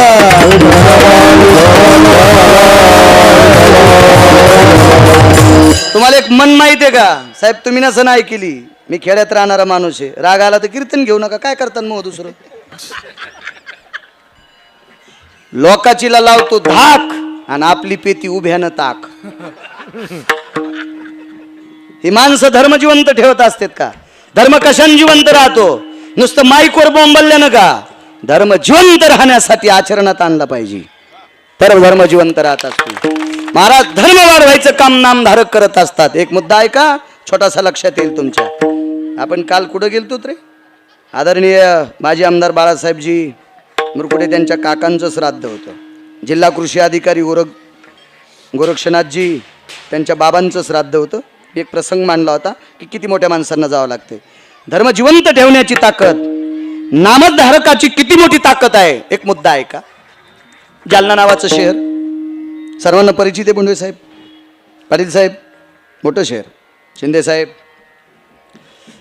या जालना शहरामध्ये स्वातंत्र्यापूर्वी एक नामधारक आले. स्वातंत्र्यापूर्वीची गोष्ट आहे. ते नामधारक त्यांचं नाव होतं जशवंत सिंग. जशवंतजी दास, जशवंत दास नाम आहे त्यांचं. स्वातंत्र्यापूर्वीची गोष्ट आहे. आले ते जालन्यात. काय नामधारक महाराज, उदासीन आखाड्याचे संत, भगवान शिवजींची परंपरा, माझ्या सिद्धिविनायकाच्या बाबांची परंपरा, पुढे त्या परंपरेमध्ये गुरु गोविंद सिंग. काय मोठी परंपरा, किती वैभवशाली परंपरा.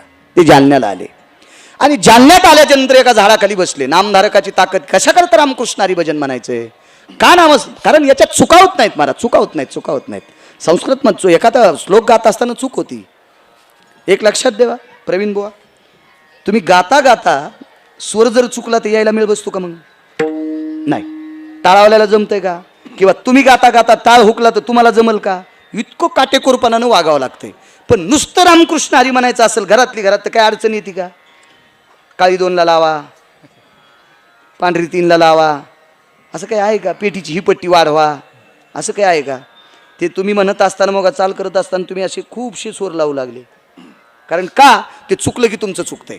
त्याच्याकरता तुम्ही तात्विकपणानं ते गाता, ते लावून घेता तुमच्या स्वरात. असं नुसतं रामकृष्ण हरी म्हणायचं असेल तर गरज आहे घ्यायची? काहीच नाही. मनातली मनात करू शकता. नामधारकाची ताकद किती मोठी. जशवंतदासजी आले, उदासीन आखाड्याचे संत होते. त्यांच्यानंतर पुन्हा जमनादासजीच्या नंतर जीवनदासजी आणि जीवनदासजी नंतर पुरंदासजी आणि संगमदासजी. ही पुढे परंपरा मोठी गोडशी. आता विद्यमान गुरुवर्य, प्रातस्मरणीय गुरुवर्य, धर्मानाम पवित्र धर्म संन्यास पवित्र उदासीन आखाड्याचे महंत चुडावा, तुमच्या नांदेड परिसरातील चुडावा नावाचं गाव आहे आणि तिथे महान संत आहेत. त्यांचं नाव आहे जीवनदासजी. त्यांचा चेहरा पाहिल्याच्या नंतर कोण्याही फुलाचं तेज कमी वाटते. एवढा तेजस्वी महात्मा. विठाला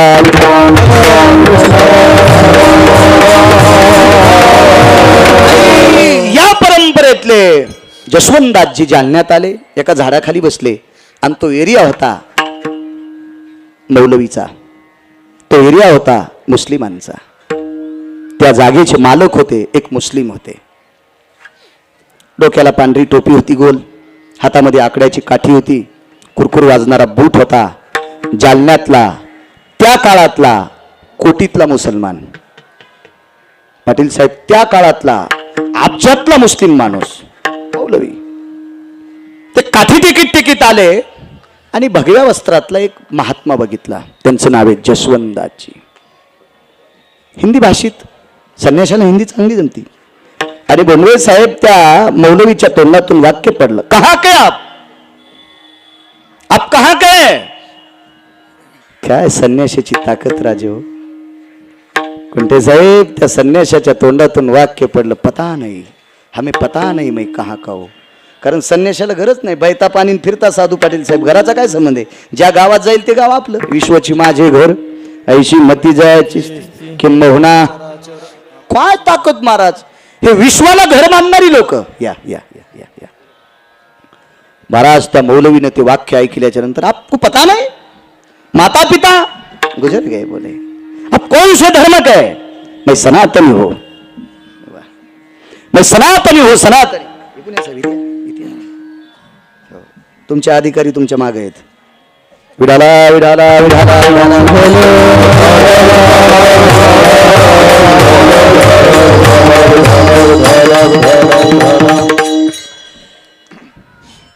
आपको पता नहीं? हा मैं संन्यास हो. ज्याने 6चा नाश केला त्याला संन्यासी म्हणायचं. वा. विश्राम कहाँ करेंगे? यही पे. मराठीत सांगतो, मला काय हिंदी येत नाही, कारण शिक्षण कमी झालं. येती इधर से गाडी आई उधर से गाडी, गाडी चली गई मैं खाली राहायला. चलत राहते कशाला आपलं. मराठी चांगली येते ना, बस झालं, काय करायचं त्याला. एक जण म्हणला, महाराज तुम्ही हिंदीत कथा करा ना, आमच्या राज्यात नेतो. म्हणलं माझ्या नदीला इतकं पाणी आहे, मी त्याच्यातच मोटर टाकतो, हळद भिजितो. मला ईर खांदून पायप वाढवायचा नादत नाही, फुकट कळून शेंडी वळवळ काय करायची. अरे इथंच चाललंय माझ्या महाराष्ट्रातून, मला कशाला तिकडे तू आणून शेंडीला लावतो माझ्या विठाला विठाला.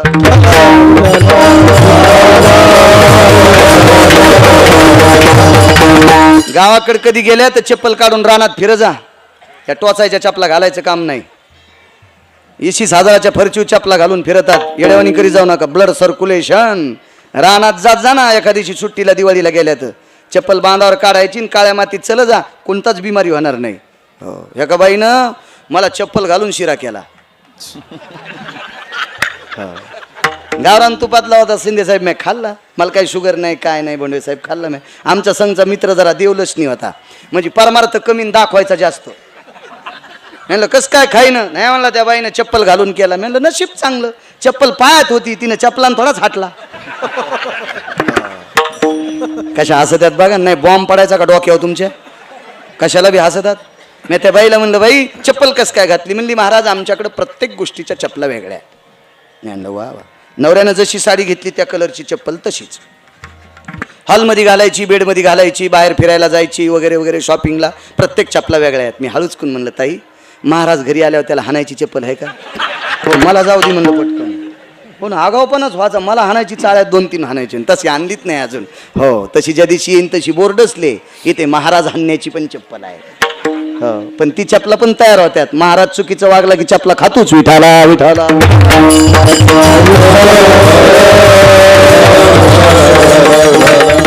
जसवंतराजी बसलेले आहेत. पता नहीं पता. आजचा मुक्काम यही पे ठहरेंगे. ओढणे के वास्ते पांघरायला आकाश आहे, आथरायला धरणी आहे. 1.5 बाय 1.5ची चटई होती दरबाची, उशाला घेतली, अंग टाकून दिलं. पाणी पिणे गो कमलंडो आहे. मौलवीने विचार केला, आपल्या एरियामध्ये आपल्या भागामध्ये सनातनी साधू आलाय, उपाशी कसा झोपवायचा. महाराज कृपाळू लोक होते, आदरयुक्त लोक होते. एक लक्षात घ्या, कुठल्याही जातीला वाईट म्हणण्याचा अधिकार आपल्यात नाही. कुण्याही जीवाचा न घडो. आपल्या संप्रदायात कोणाला नावं ठेवायची ताकद नाही, कोणालाही नावं ठेवायची ताकद नाही. कोणालाही वारकरी संप्रदायात कोणाला नाव ठेवायची ताकद नाही. महाराज तृतीयपर्यंत विमानात बसतो, वेश्या विमानात बसती. काय पात्रता आहे आपली लोकांना नाव ठेवायची? चला, त्या मौलवीना पाण्याची झारी पाठवली. तो श्रीमंत मौलवी होता मुसलमान, त्यानं सोन्याची झारी पाठवली. साधू पुढे पाणी टेकल्याच्यानं कमलंडूत पाहिलं तर कमलंडूत पाणी नव्हतं. त्या काजीनं सांगितलं, महाराजजी पाणी पाहिये, जल पाहिये. साधूनं सांगितलं, मी सोन्याच्या पात्रातलं पाणी पित नाही. काय महात्मा असेल पाटील साहेब, बोंडे साहेब, काय महात्मा असेल.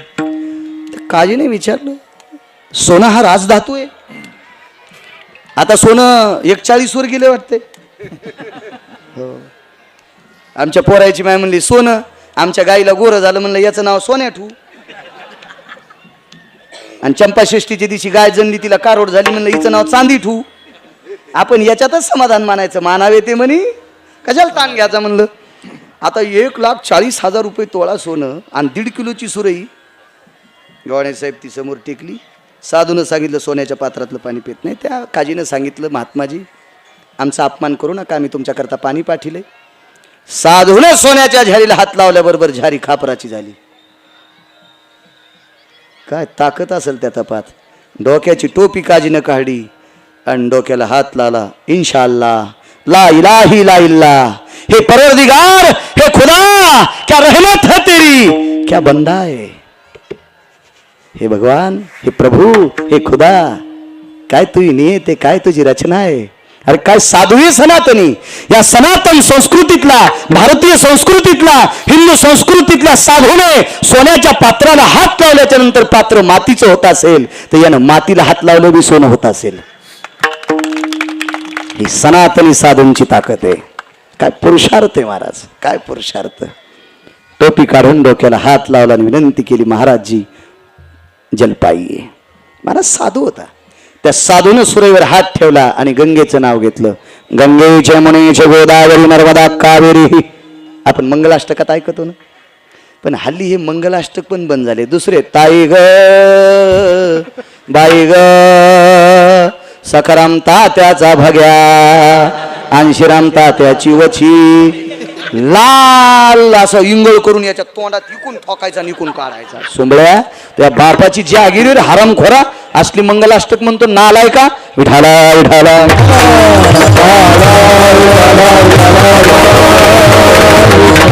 महाराज, या म्हणणाऱ्याला मी पण शिव्या देणं बंद केलं. हे तुम्हाला जोर आलाय त्याला बोलवायचा. विठाला विठाला.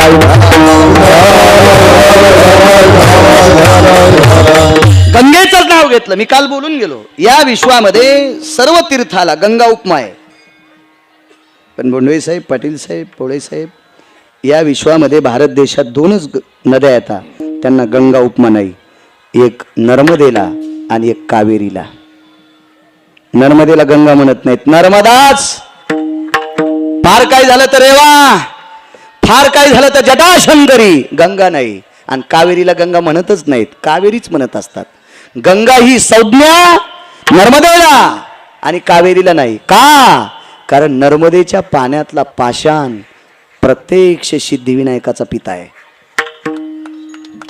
भगवान सिद्धिविनायकाचा पिता आहे. नर्मदेच्या पात्रातला परीस ते पाषाणेनं गोटा. एक लक्षात घ्या, तुम्ही सोन्याचं जरी भगवान शिवलिंग आणलं साहेब, सोन्याचं जरी आणलं. आता मला वाटतं एक पोलीस कॉलनीमध्ये, SRP कॉलनीमध्ये एक मंदिर भगवान शिवजींचं होते. मला आलता तिथल्या डिपार्टमेंटच्या लोकांचा फोन की आम्हाला ती मूर्ती बदलायची. म्हणलं मला बघू द्या, कारण मूर्ती जर चांगली असेल तर ती बदलता येत नसती, ती बदलता येत नसती, बदलता येत नसती, बदलता येत नसती. हो, आपल्याला एखादी चांगली व्यक्ती भेटल्या, आपण घरातले लोक बदलितो का? नाही. तिच्यात जर अस्तित्व असेल, देव पण असेल तर ते बदलता येत नसतं. ती पण असते. चला, एक जण झोपड्यात राहतो आणि लग्न झालं. झोपड्यात राहतो आणि लग्न झालं. आता झोपड्यात राहतो होता त्यावेळेला बायको बिचारी गरीबच भेटली, पण कालांतरानं तो 4.5 कोटीच्या घरात राहिला. मग ते बायकोला म्हणला आता तू या घरात ओपनच. मग मला दुसरी आणायची. आले डिपार्टमेंटचे लोक, मग ह्यो त्या घरात गेला.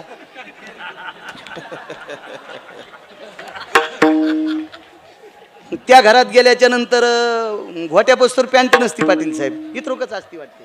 मी काय गेलो नाही बरं. मी टीव्ही फिवीत पाहिलं, ते बी तुमच्या टीव्हीत. मला टीव्ही नाही, भारीचा मोबाईल नाही, आपण घेतच नाही. पैसे आहेत बरं का. हा, खोटं नाही सांगायचं. सोन्याचा मोबाईल घेणे इतके पैसे येतात, खोटं कशाला सांगायचं. मी प्रचंड शेती करतो, कोट्यावधी रुपयाचं उत्पन्न शेतीत काढतो. मोबाईल काय माळ घालीन ना गळ्यात. पण आता 90 वर्ष लुगडं घातलं, म्हातारपणी कशाला गाऊन घालू. त्याच्यामुळे आता ह्याच मोबाईलवर मारायचं, आपल्याला दुसरा घ्यायचाच नाही. विठाला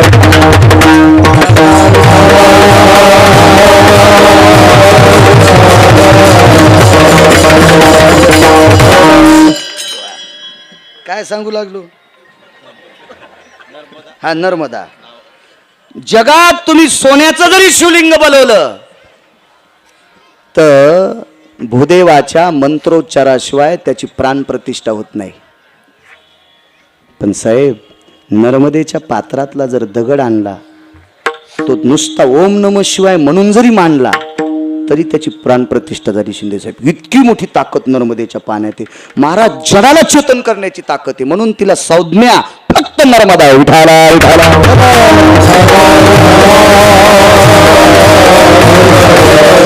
गाडी नको होत नाही, पण एकदा करत जा जीवनात. एकदा नर्मदा परिक्रमा करा आणि गोदावरीची परिक्रमा करा. जगात 2 परिक्रमा सांगितल्या, नर्मदेची आणि गोदावरीची.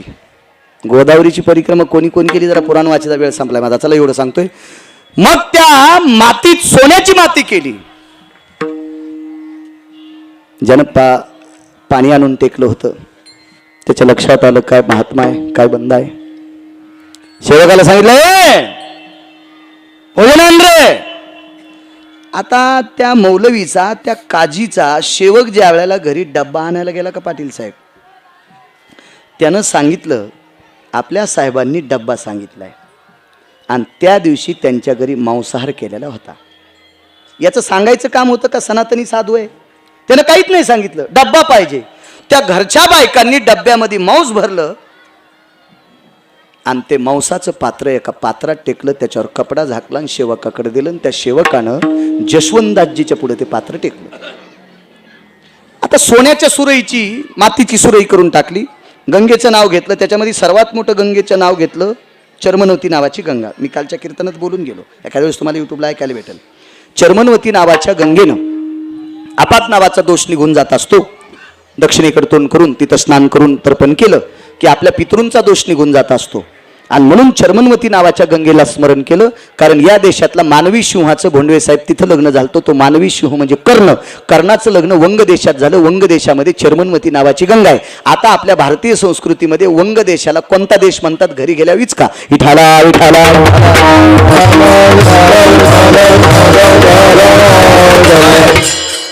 आणि मग ते पाणी पिऊन टाकलं.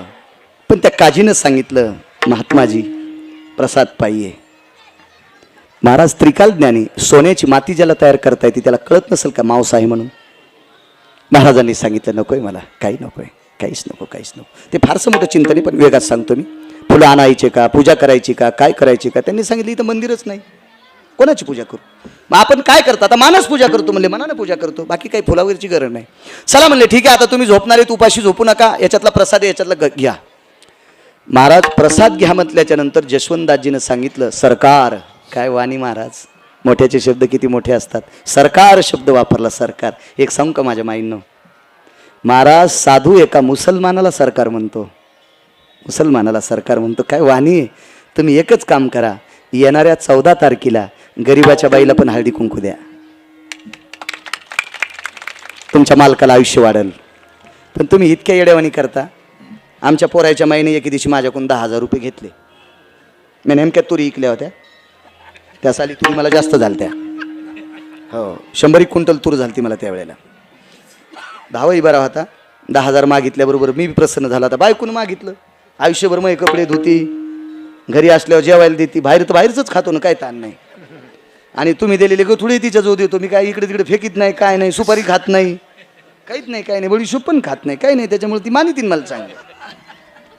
चला मग मी 10,000 रुपये तिला देऊन टाकलेत. पण मी काही विचारलं नाही काय करायचं काय नाही. आमच्या शेजारी एक वयस्कर व्यक्ती राहते, त्यांना घेतलं, गाडी घेतली आणि मार्केटमध्ये जाऊन चांदीचे 2-3 बगवे आणले, पितळाचे 2-3 बगवे आणले, गुळाचं असे 1-1 किलोचे 10-15 ढेकळं आणले, अर्धा किलोचे 10-15 आणले, पाव किलोचे 5-25 आणले आणि शॅम्पूच्या पुड्या आणल्या 500. त्या एक खट्या घेतल्यामुळं रुपयाला 3 पोळे साहेब. शॅम्पूच्या पुड्या रुपयाला 3.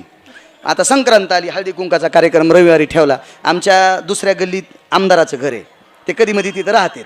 आणि नेमक्या आमच्या हळदी कुंकाच्या दिवशी आमदाराच्या मंडळी तिथंच आमंत्रण गेलं. बाळू महाराजांच्या घरी हळदी कुंकाचा कार्यक्रम.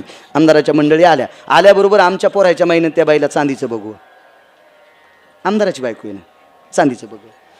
जिल्हा परिषद सदस्याची बायको आली की लगेच पितळाचं बघू. आमच्या शेजारी 5-6 हो घेऊ तुमच्या शेजारी आम्ही घर देऊ, पितळाचं बघू तुम्हाला बी.